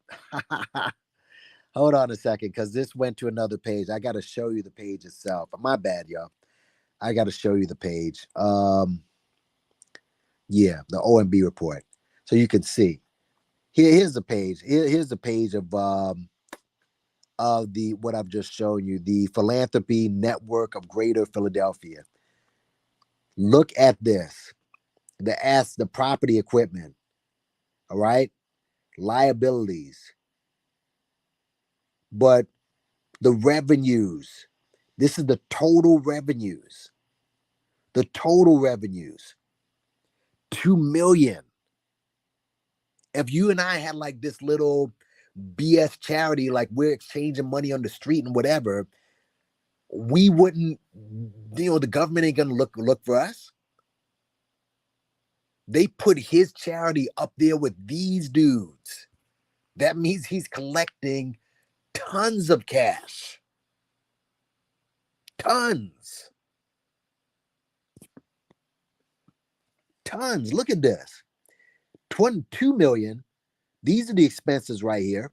So you got like 400,000 to play with about. And let other people listen. People are gonna find ways to dispute this and say, nah, well, you know what you're looking at it wrong and blah blah blah. The numbers are the numbers. Oh, but there's more. Don't worry about it. Let's just go find some more here. All right. But you understand do you understand?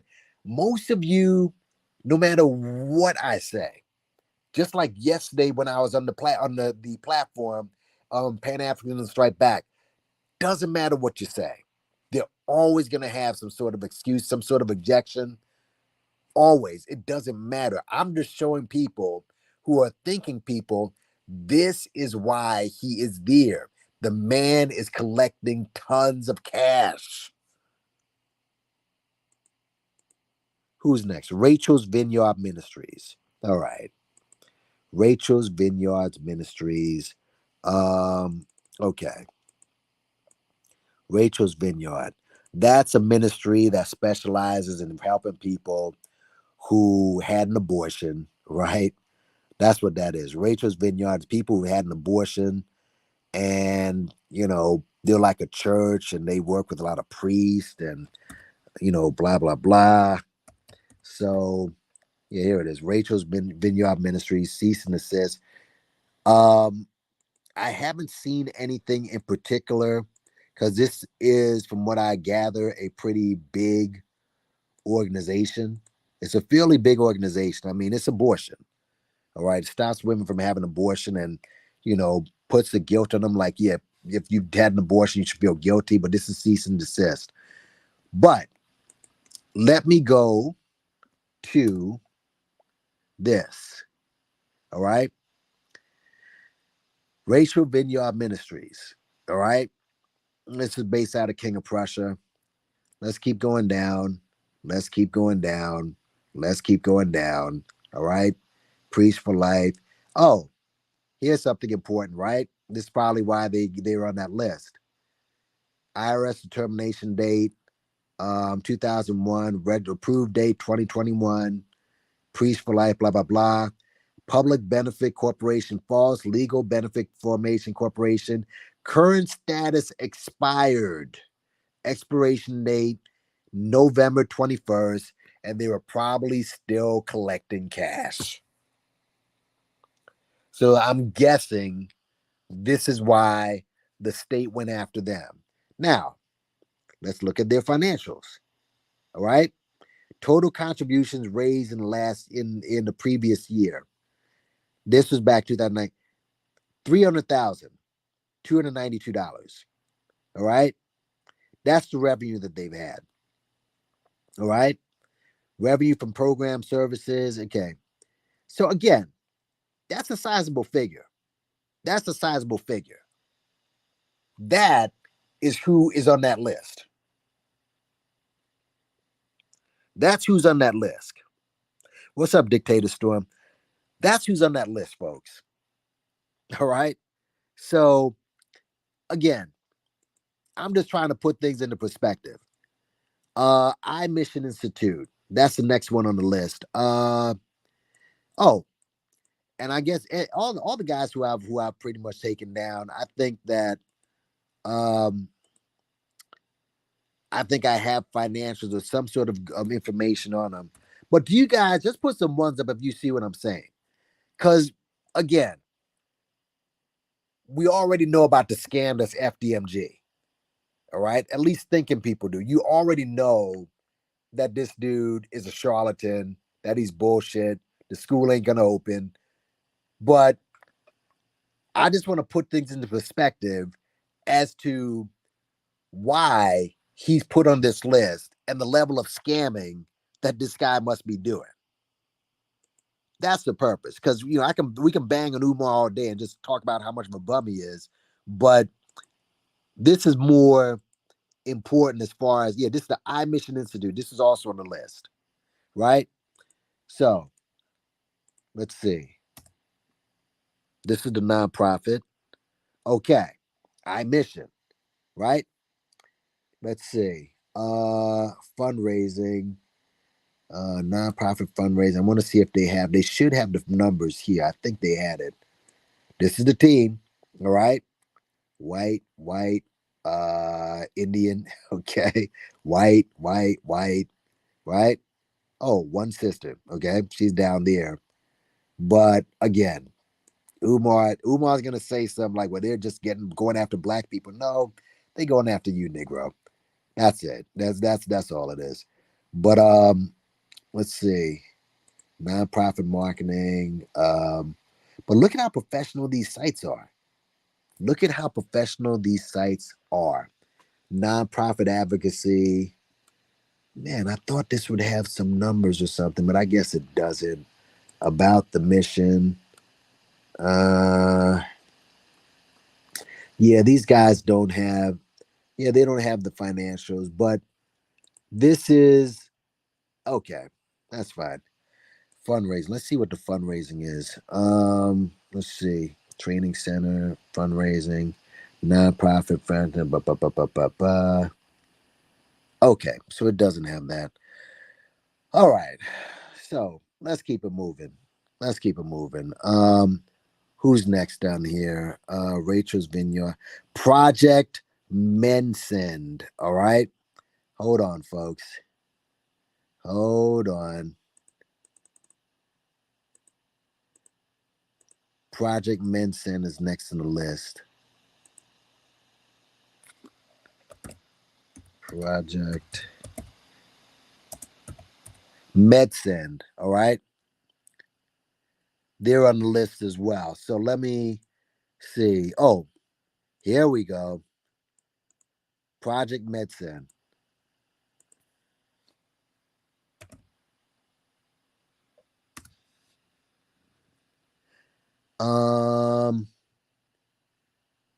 Targeting scams. No, that's not what I wanted. Is that what I wanted? No, that's not what I wanted. Hold on.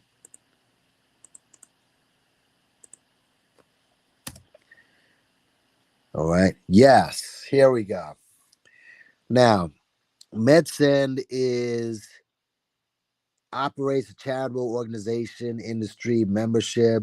Okay, listen to this right here.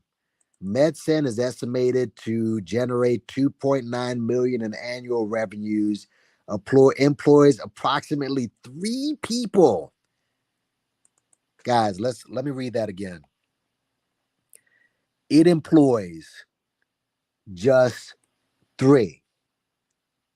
Not 1, not 2, just 3. At 2.9 million.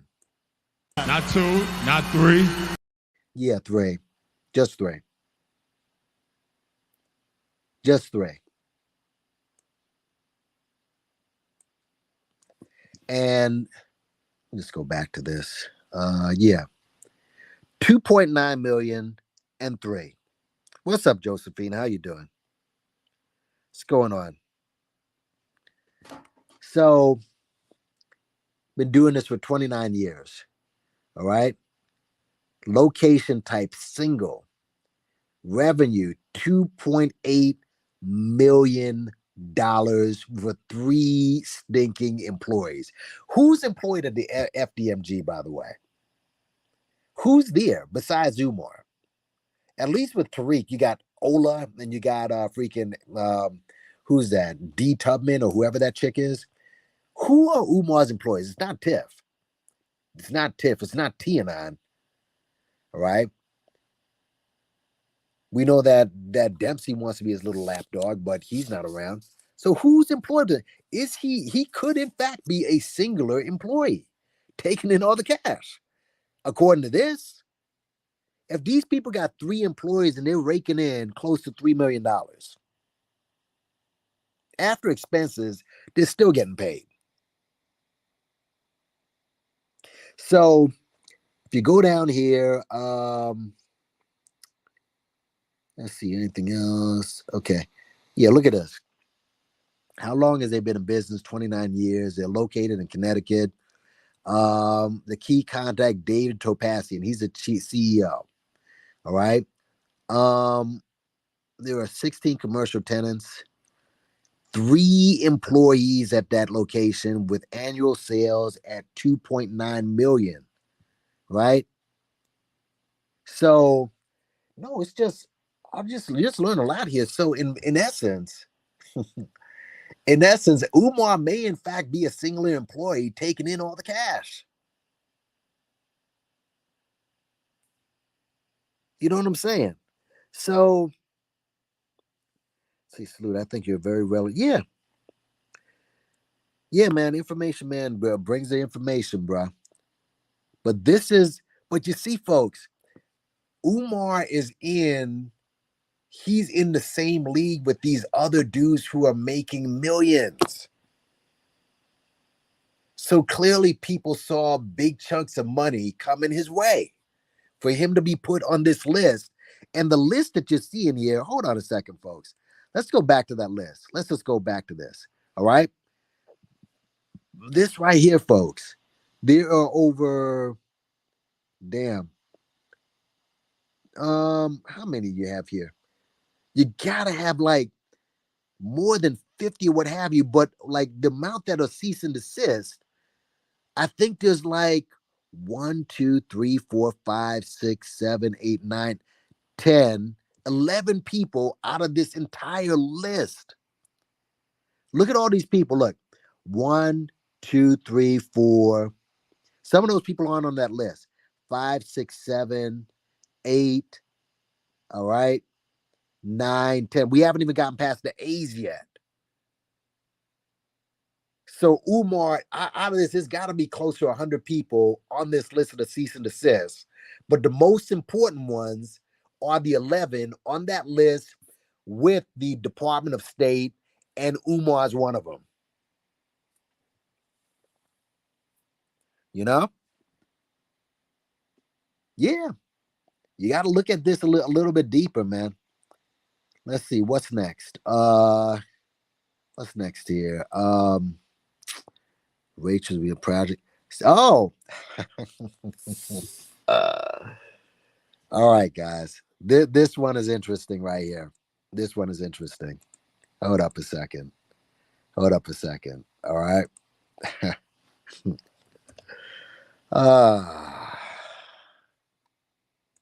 me go back and share the screen. All right. All right. Here it is. Speak Up for Horses Incorporated.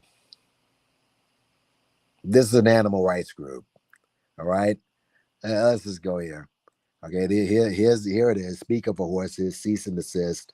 All right. Now, hold on a second. Give me a second here. Oh, hold on. Let me see. Did I miss something here? I might have missed something. Hold on. Before we even do this, Speak Up for Horses. Oh, no. We got this right. Okay. Speak Up for Horses, charity. This is one of them that are out of state. Because remember, Umar's out of state as well. He's in Delaware. But check it out. All right. What's up, Carrie? All right. Shelly Price is a contact. This is in Kentucky. All right. We speak up for horses bound for slaughter and those neglected, abused, and discarded by rescuing and reharming these horses. We also educate the public about horse slaughter, okay, horse welfare laws, and what it means to be a responsible horse owner. IRS exempt, total contributions. What's this? Close to $500,000. All right. 10,000 fundraising is 152. Program disbursements 324. Right. Total disbursements again close to $500,000 for these horses. Okay. Let's go to the website itself. All right. Let's check out the website. Check out the website for Speak Up for Horses. Right. So this is it. I didn't even sneeze. They sneeze when they do that, right? I can't. My lips are tired, I guess. There you go. Anyways, what's up, Anita? All right. Speak Up for Horses. This is their official website. We speak up for horses and we regulate on their behalf, right? Newsletters, rescue. Okay, what are you going to show them getting rescued or something? Whatever. And of course, it just didn't look like, I kind of knew when I saw this picture who's in charge of it, right? About Us. Let's go About Us here. Come on. Oh, my bad. Of course, the donate area. All right. This is what it's about. Carol Harden, Terry, and Kathy Suther, David, and meet our volunteers on their own page. These are volunteers. Okay, dude, how could you listen? I know if you like animals, but when you up kissing animals, bro, I mean, that's like, come on, bro. Whatever, bro. Whatever, homie. I can't kiss any animal, bro. Not on the lips. I mean, you pet them, but these guys are kissing them. Come on, bro. Okay, so here it is. You got a cat and so on. Okay, so that's the good. As I said, the revenue is about $500,000. So, what can go wrong? What can go wrong with a group like this? I mean, innocent, right? Well, hold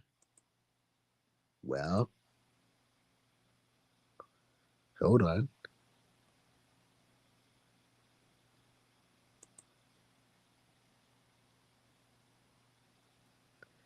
Let me see something here.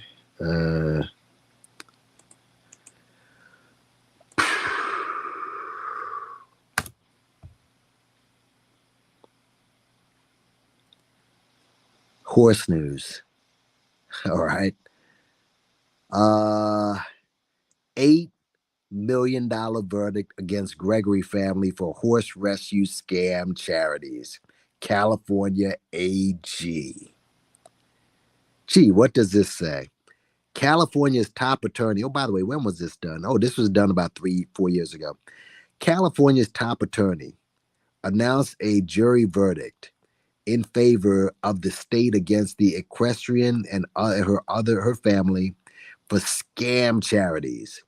It comes a day after they fraudulently solicited charitable donations under the guise of helping rescue horses and veterans through a therapeutic riding services. After a 7-week trial, the jury awarded almost $8.8 million to California against the Gregory defendants.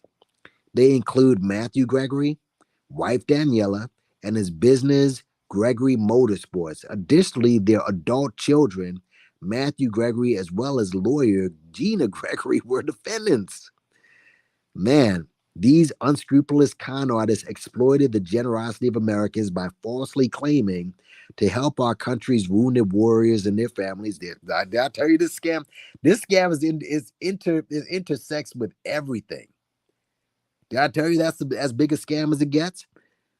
And their families. Instead, they use our charitable donations for personal gain. The jury found Gregory defendants acted illegally 3,430 times. Man. And this was the scam right here. This is it. The Gregory family acted in nonprofits' purported mission was to rescue abused and unwanted horses while educating the public about horse neglect. In fact, never rescued one abused or unwanted horse. Oh my God. Wounded Warrior Support Group. The juries also found the defendants conducted deceptive fundraising by running an illegal charity raffles, breached their fiduciary duty to act in the best interest of the charities by filing false reports with the Attorney General's office, engaged in self-dealing transactions, gave improper loans to directors, and other breaches. The damages Gregory, 1.5 million. It's 8 million altogether. Yeah, but again, this, yeah. When you see these things, a lot of these things, these scams, all right, let me just go in here. See, they always blame the white man, but the enemy is in their camp. How about speaking for black people? I agree. Revolution is in need of a dictator, short of one. Listen, Umar is tricking with that cash. All right.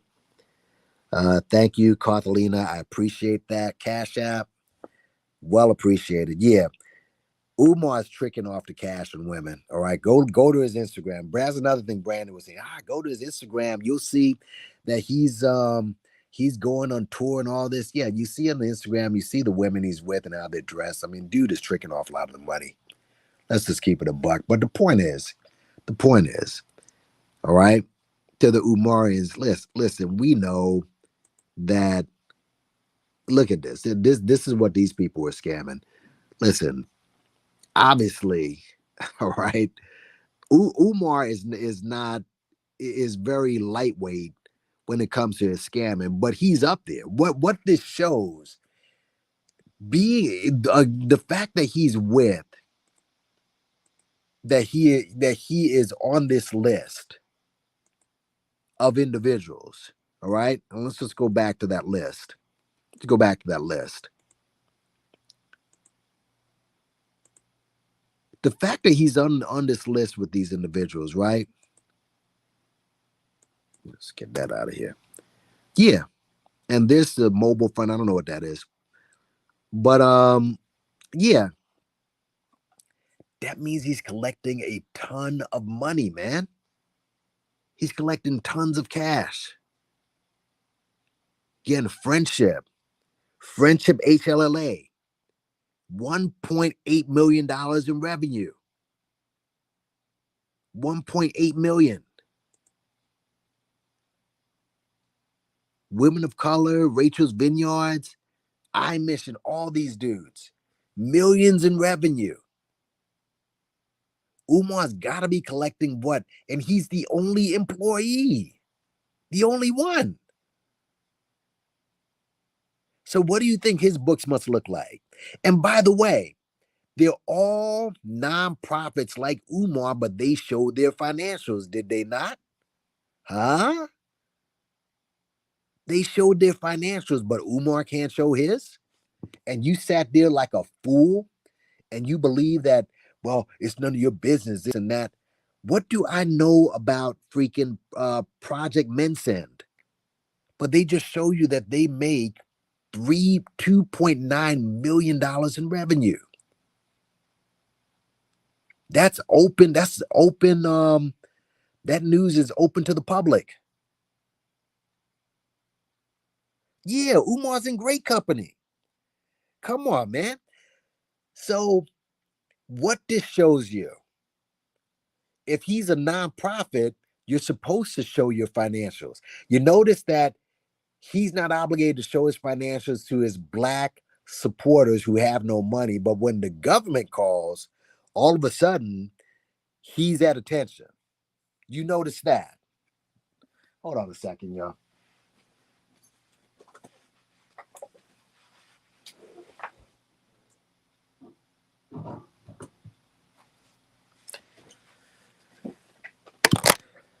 But y'all notice that, though. So, hold on. Let me just, there we go.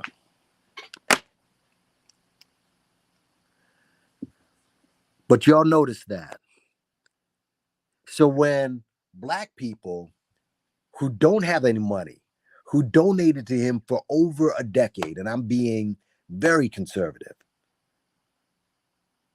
he gets money. And this is another thing. Let me just go back to, we're going to go back to yesterday.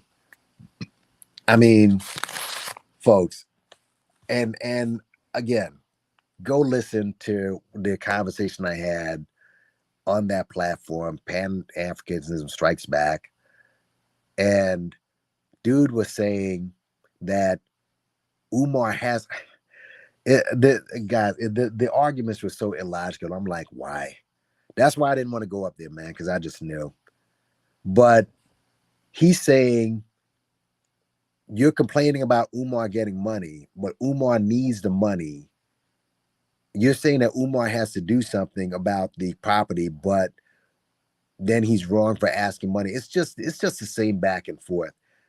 Umar is talking about how he needs planes so people can fly back in and out. Now things are coming to me now.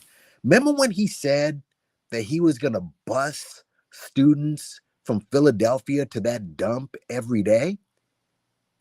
See again, you're not listening to the things that are falling out of this dude's mouth. You're gonna put your kid on a bus to go. The only way you can go there is through the highway, over the bridge. You're gonna put him on a yellow school bus from Philly? I mean, you're just not listening to what this dude is saying. If it's cold outside on a yellow school bus, they'll be freezing on the way for 45 minutes an hour. You just, bro. Listen.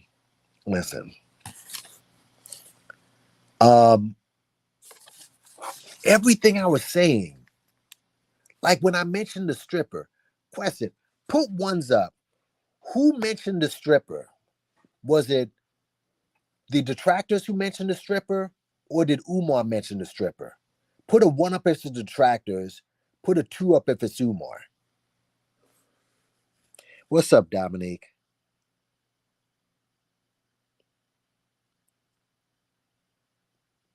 Yeah, I had to put this into perspective because everybody's just gonna bang on Umar and said, we got him. You didn't get Umar. All right. If anything, you tackled him behind the line of scrimmage. All right. The stretcher isn't coming out to take him out. He's just gonna change up the play and try again. That's it. All right. Is this a big hit? Yeah. It puts the focus, but it puts in perspective that he's collecting a ton of cash. And he's been doing it for years. That's what it does. It was Umar who brought that up.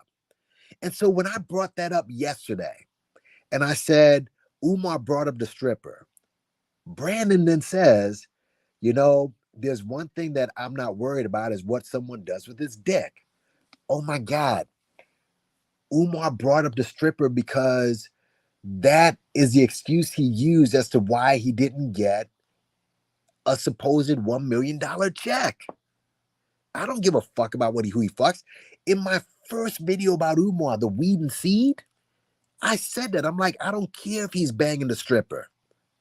If you saw that stripper, you know why. You can see how he got sprung. But he used that excuse just like he used the HVAC excuse, just like he used the black contractor excuse, just like he used the white lawyer excuse, just like he used the Chinese priest excuse, just like he used the PayPal excuse. We can go down the list. Excuse. That was another excuse. Yes. Bingo.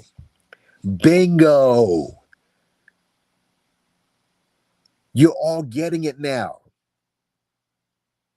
Just look at that list. Now, hold on a second. Let me just get that list. I'm gonna put it in the chat. Look at how many people are on that list. Okay. This is a government. By the way, this is from the government website. This is from the Department of State website.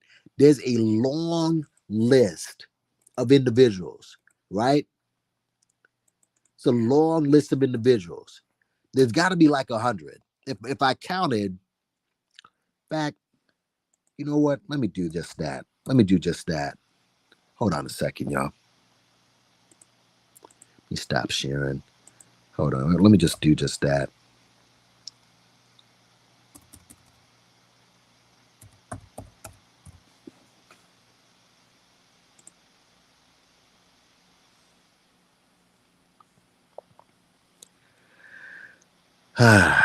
Let me see.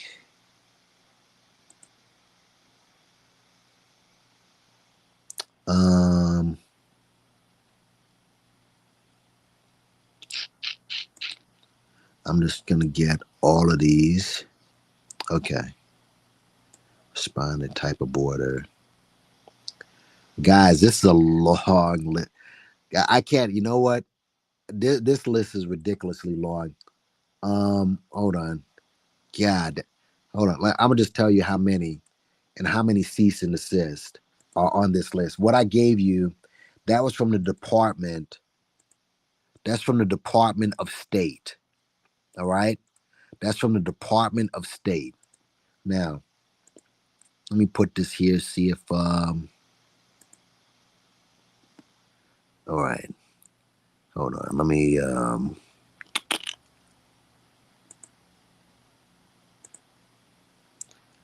see. See. Okay. Folks.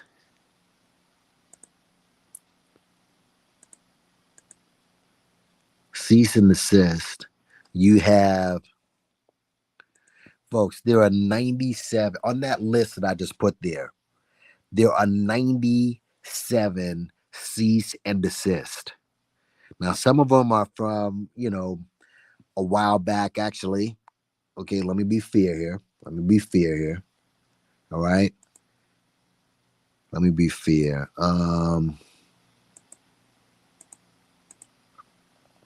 I gotta be fair now. Hold on. All right, hold on. Okay. You open it up. All right. I want to make sure. Oh, nah. Come on.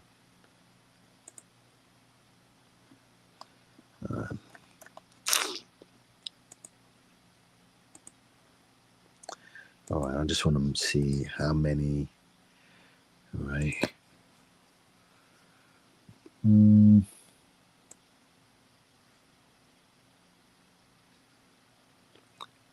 Okay, the cease and desist. All right, let me go back then. I just want to show you, because there's only 11 there that Umar's on, all right?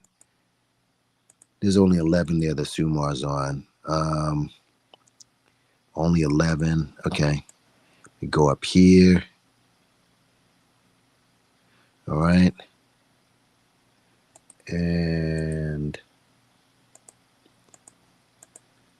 all right. Cease and desist from 2000, really from 2019 is what I've seen. But, cancel. I mean, folks, there's a lot of them. There's a lot of cease and desist. And out of that cease and desist, there's about 11 on that list. And Umar made that list. He made that list. So,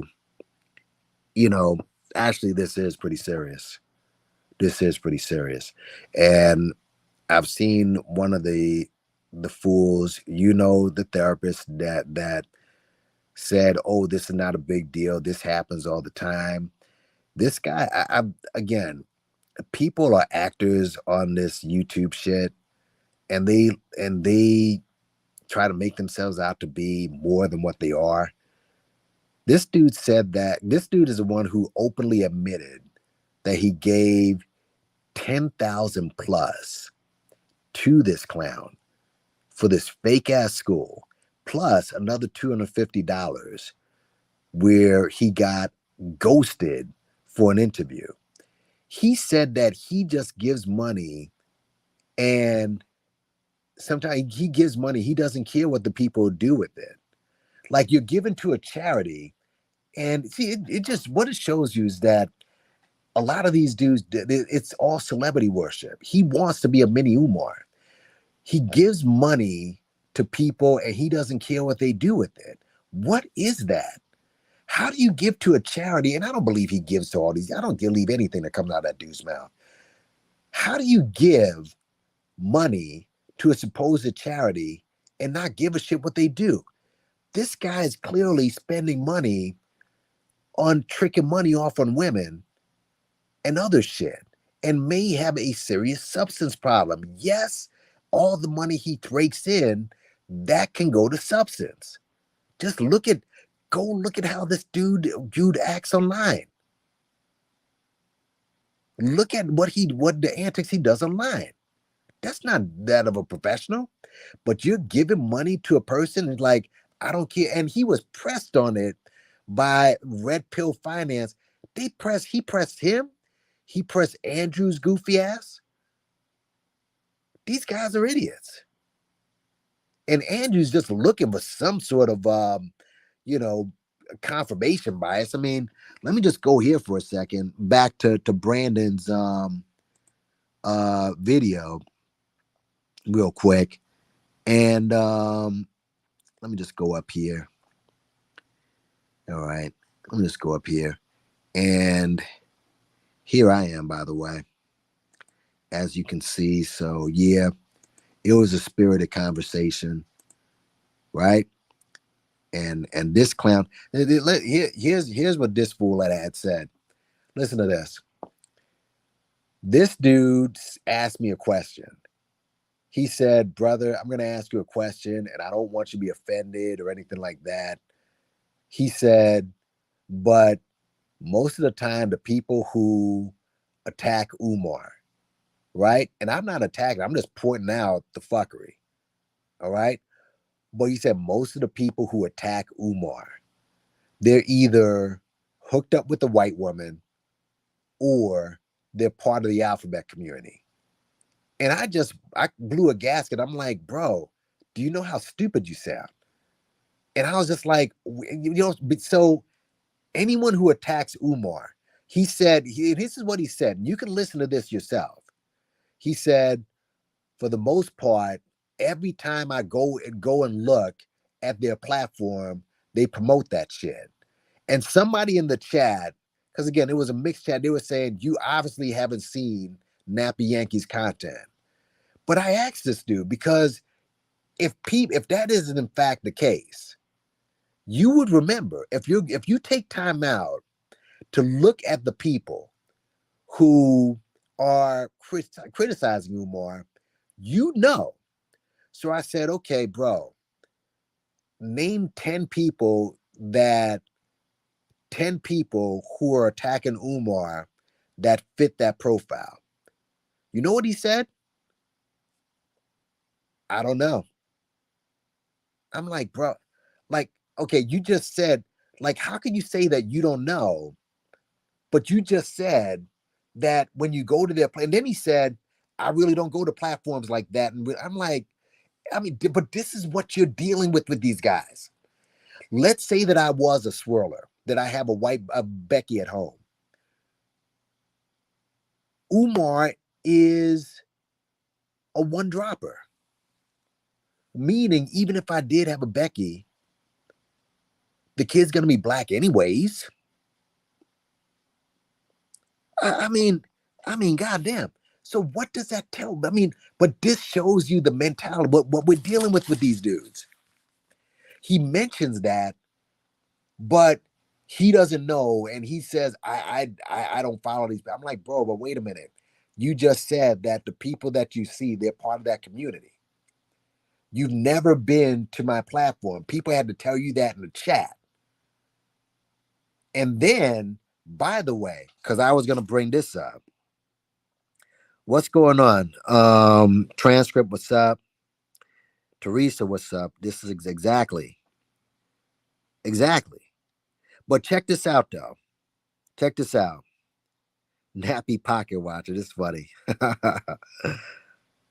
Future, if you want to come up, you can come up and you can explain how Umar won, because that's the question here. But check this out. Let me just move. Here's what happened. Because I saw Make a Change in the chat, right? And so they went to Make a Change platform. And they saw this from Make a Change's platform, right? And they said the dude who just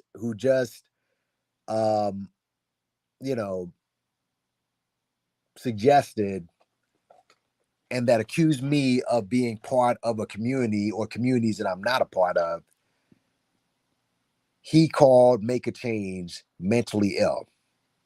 Now, mind you, You look on Brandon's platform and you can see Tariq all over his platforms. You could say the same thing about him, but whatever. He called Make a Change mentally ill. What is so mentally ill about critiquing a certain thing? Like if Biden was on there, would he be mentally ill? If Kamala was on there? But this is the mindset. This is what it is with YouTubers, I find. All right. Obviously, he doesn't have any, suggested pictures of Umar. He's clearly critiquing dude, and he called him mentally ill because, and all of that is all the information that you need about Umar.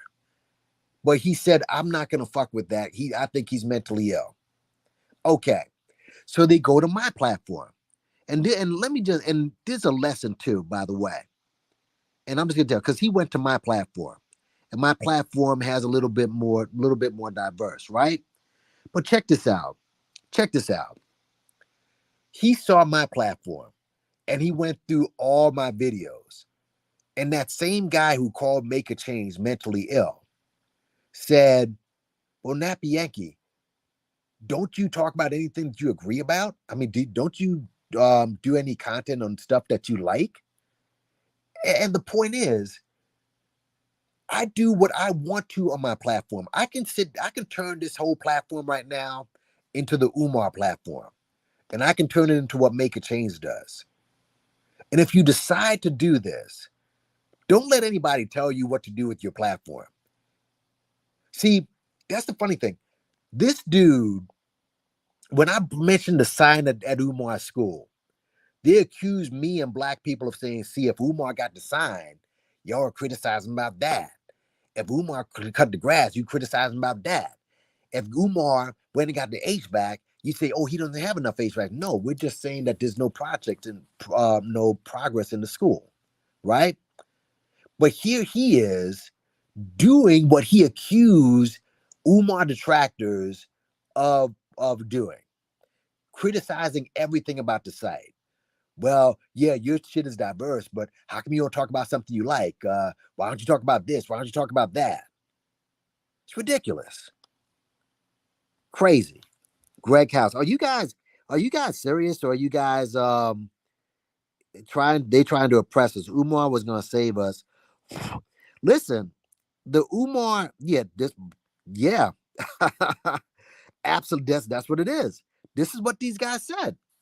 They said he's crazy, right? But now I hope you guys understand, when people say he collected millions, the man collected millions. Understand that.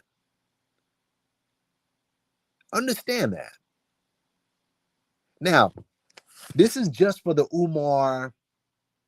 Who here likes Umar? Greg, let's see. They're trying to oppress us. I mean, if you're for Umar and if you're not a troll, I'll bring you up here, bro, and you can answer the question.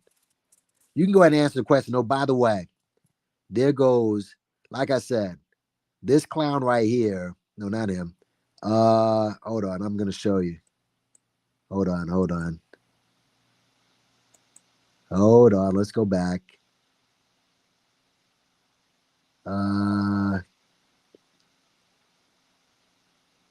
Hold it. Hold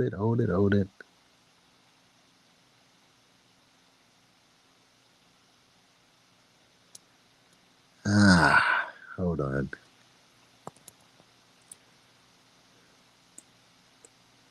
Hold on, folks.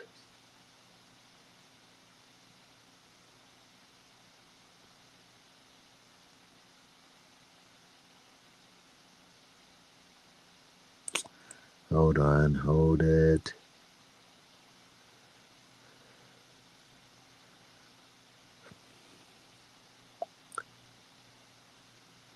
Yeah, this is me. And again, they were watching my video, and damn, I thought he showed that. He showed that before, man.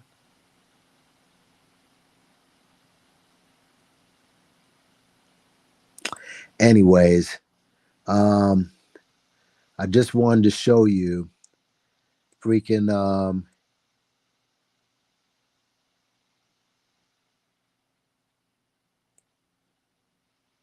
yeah, here it is. There it is. You see that? Who's this right here? This is Andrew. He's found a new friend. Here he is. Andrew's found a new friend. I guess he feels that he's found someone to be a freaking that he's an Umar supporter. All right. Like I'm against Pan-Africanism. I'm not against Pan-Africanism at all. All right.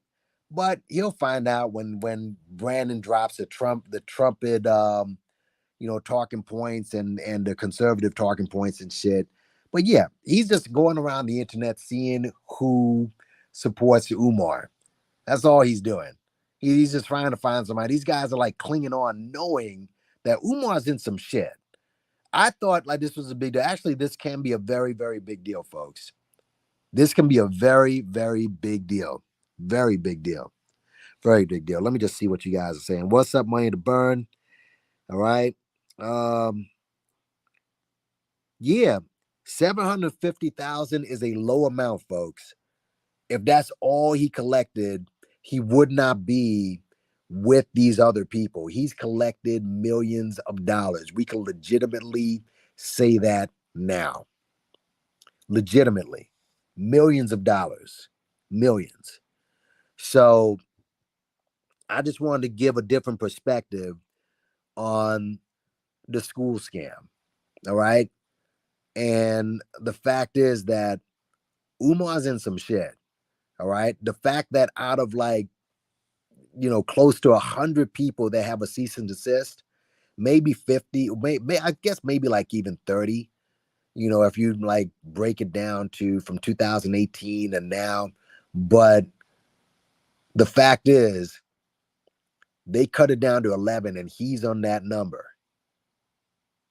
All right. And of course, Umar is going to use the sympathy card like he always does. All right. This was his latest post right here. Yeah, this is his latest post. Prince of Pan-Africanism. Jealousy and envy are often disguised as righteous indignation. Concern for a community that one has done absolutely nothing for is a sure sign of hypocrisy. 100 years ago, the enemies within our... There he goes. Invoking Garvey. There it goes. Tried to destroy the son of the sun. His Excellency, the Right Honorable Marcus Mosiah Garvey's Black Star Line steamship, Incorporated. A century later, they're trying to do the same with another son of the sun in relation to the FDMMG Academy Incorporated. We Pan-Africanists, no timidity, good grief, in the face of trolls, goblins, dwarfs, degenerates, and others whose self-anger at having failed in life has left them bitter and thirsty with the desire to destroy what they themselves could never accomplish. FDMG will be victorious. All freedom fighters to your post. And you know what? Here's another thing that was said, because y'all know about Bailey, the descendant of Frederick Douglass, who has said many times that Umar is not a descendant of the family. I brought this up. Don't you know that they said, well, so what? Umar obviously is able to promote the name of Frederick Douglass better than them. Oh my God, folks, Frederick Douglass's name is all over this country, on schools, on streets. He said Umar Johnson promotes it better than them. Okay, let's say he does. Umar has never met with the family and said, listen, I can promote your name better than you, and I'd be honored to have the name on the school. But Umar never did that. See, this goes back to those 5 suggestions he gave Umar. Bro, you're like a decade late. People told Umar this before. They told him 2 decades ago when they fired him from the UNIA. Oh my God. Again, just guys, listen for yourself. I was like, oh my God. I was like, what? But yeah, you knew this was coming. And if they put the squeeze on him, the same thing's going to happen where, when he went before that judge to renew I think his certifications or something like that. Yeah. But there you go, folks. There it is. Most of his work doesn't come from talking. Yeah. I don't know, bro. I don't know. Yeah. You were there. Transcript, you were there. What's his name? Make a Change was there. Andrew was there, just looking for somebody to cover him. Yeah, man. It is. Listen.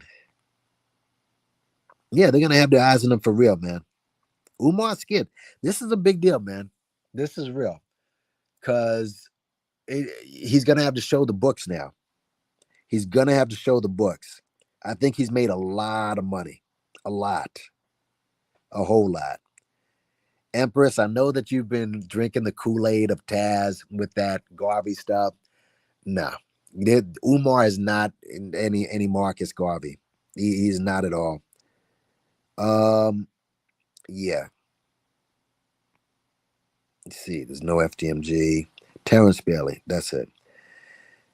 Yeah, man. The bandos ain't gonna open, bro. Yeah. That's right. Yeah, you a troll, bro. Yeah, man. He might. I think what this stream is about. He collected a lot of money. He didn't just collect 750,000. The dude is in the millions. He is in the millions. This has he was not. They would not step to him if he wasn't making it. He didn't pull in a lot of money. He pulled in millions of dollars. That's why he's on that list. That's why he's on that list. And that's why, and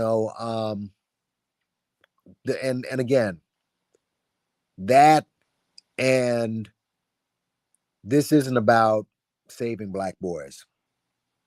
This is not about saving black boys. It never was. And all of the people who come after folks who critique him, just ask them why. Just ask them the question, okay, what's the purpose? I saw Spot 'em, Shot 'em, because I was looking around at a lot of people. Oracle was there. Oracle was doing a live, and Spot 'em, Shot 'em went on a live, and he was saying people are celebrating, and there's nothing to celebrate because Umar. They're just saying that Umar is not allowed to collect money under that name. He can always go to another state, and he's right. The scam is not going to stop. Okay, that I agree with. But, all right, now that he's collecting, what is he collecting money for? If it's not about black boys, is it just, how beta are you? And I'm not calling Spot him that because I think he knows this is a fraud. I'm talking to his supporters. The only thing you're rooting for, you obviously, the school's you're not rooting for black boys. And that's another thing that Brandon said. Go again, listen to the video. You don't give a shit about the black boys or black girls or children or nothing like that. So how beta are you that you're rooting for a guy to collect money that you don't directly or indirectly benefit from?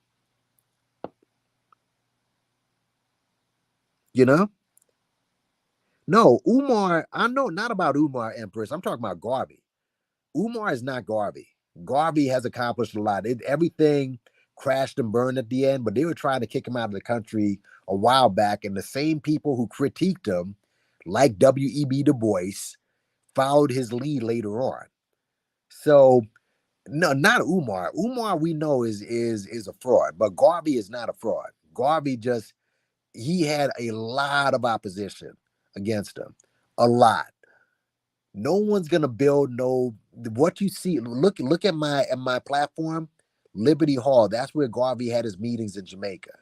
I went there the last time I was at Jamaica. Umar doesn't have nothing like that. All right, Umar will never have that. So, yeah, tell me, what did you win? Because again, this is not gonna hurt him in that he'll still be able to collect money. He can get around this. He can change his. Why do you think this again? It's another thing. Now you know why he changes his name.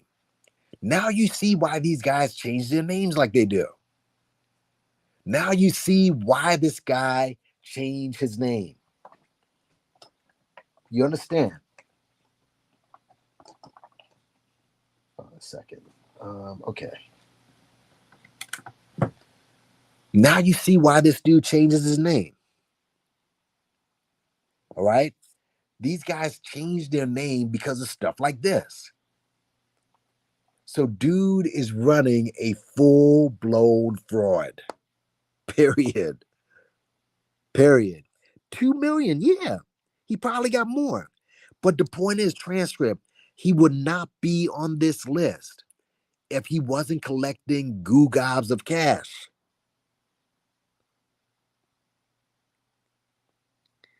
So yeah. Yeah, I mean, what did you win? He gets to collect money still. I agree. But if you out of your own mouths, it's like, so what if he doesn't? I mean, it's not about the boys. And again, listen, go listen again. I mean, but what's the point? What are we doing here then? Why is he collecting money? Why? This right here, I mean, this is something, I mean, this dude got some of y'all under a spell for real. This right here, crazy. But the person is the same, it's different. Yeah, so yeah, man, that's all I want to say on this, man. I mean, and let me also, I'm gonna leave a link to a white guy who spoke on Umar. And listen, guys, he's a white dude, I get it, but listen. And oh, by the way, just to remind you Umarians, let's listen to Umar speak. I just want y'all to remember this: those guys who are caping for Umar, and if you haven't given money, right? Understand this. This is from POPA himself. Definitely the answers that people want to know. They want to. I'm not interested in people. I'm interested in donors, brother. There you go. He told you. I'm not interested in people. I'm interested in donors. And if you ain't donating no money, then what use are you doing? What use are you? Yeah, man. So shout out to Money to Burn, Truth Bearer, Emperor. Yeah, I know it's based on Garvey, but these guys have bastardized it. All right. Taz doesn't know what he's talking about regarding that. And he got absolutely slaughtered in that debate with Jabari. He just did. But shout out to you, Empress. And tomorrow, I'll be waiting for the lawyer to drop it. And this is just my opinion on this. I had to go through this from a different perspective and really, understand why he's on this list. rather than banging him. We already know this is a fraud and everything, but he's not the only person running frauds. All the people he's with, besides women of color on this list, they're all white charities. So they're all doing negligent shit as well. And I say, as I said, the veterans charity, you want to see recklessness and fraud. You saw that intertwined in two of these charities. So that is as big a fraud as and scam as it can ever be, the veterans frauds. But yeah, he's collecting millions of dollars, y'all. Understand that. So yeah. So yeah, I just want to thank you guys for coming through. Again, share the video. All right, get this out there. I'll even try to break it up if I can, because I think that it's this type of perspective, rather than pound on Umar or kiss his ass in the video like who would. And I don't see any if y'all are so, where are all the pro Umar videos?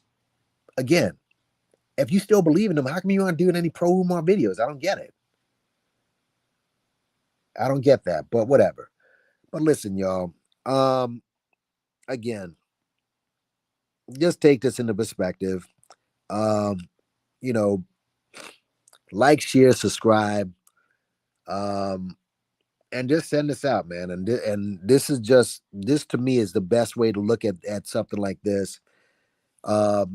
Umar is getting a lot of money. He's not living like a king, because I think I already said what I feel is probably where all the money's going to. It's not going to the people or nothing like that. And some of y'all just got to grow up, and eventually, listen, some of you guys are gonna, hit you. All right. I mentioned Nikki Justice on the Run. Let me put her video in here, by the way. Nikki Justice on the Run. She used to love Umar. All right. Love Umar. And now she put in a video on Umar where she is killing Umar. All right. And she's pro-black and everything. And listen, she rode with Umar, but now I even think that who else went after him? Oracle went after him. All right. Oracle went after Umar. All right. Crack Rock Smooth went after Umar. All right. So let's see. Oh, did she take that video down? Oh, come on, love. Don't tell. Oh, here it is. Here it is. Here it is, folks. All right. Go support Miss Nikki Justice on the Run. Go check out her video. All right. And also, let me just put in the white guy that I heard today. It was actually funny. And he listens to Len and Honor. But he went after Umar, and he seemed like one of these patriotic, over the top patriotic white guys. But you know what? Not much I can argue with. But the white people out there who are going after Umar, trust me, listen, we appreciate it, but I think black folk got this. All right. Black folk got it. Don't worry about it. The clown like this is not, he doesn't have the power to take out, the black communities. But I do think he's in some trouble. I think he's in some shit. So yeah. I think I'm gonna do some Garvey content. I'm definitely got to do that, man, because I think that he's been getting a pounding, and I think that people like Umar Johnson is really putting a black eye in the game. So definitely I'm gonna do that. But Kel's Lab, what's up, man? What's up? What's up? Nice to see you. Long time no see. Yeah, and Kels, I'm sure you saw what happened. I did some content on that murder in Queens, and I think you like the perspective on that. That was a gruesome one. That had me kind of shook. I'm keeping a buck. That murder had me kind of shook. But yeah, man, just those who haven't, those you coming in late, check the replay. All right, and yeah, this will get pretty interesting later on down the line. But thanks for coming through. Hit the like button, hit the share button, hit subscribe. I'll try to get on tomorrow. This is something I wanted to do a while back, but I'll probably get it tomorrow. But thanks for coming through, y'all. Peace. Big up on yourself, man. I'm out of here.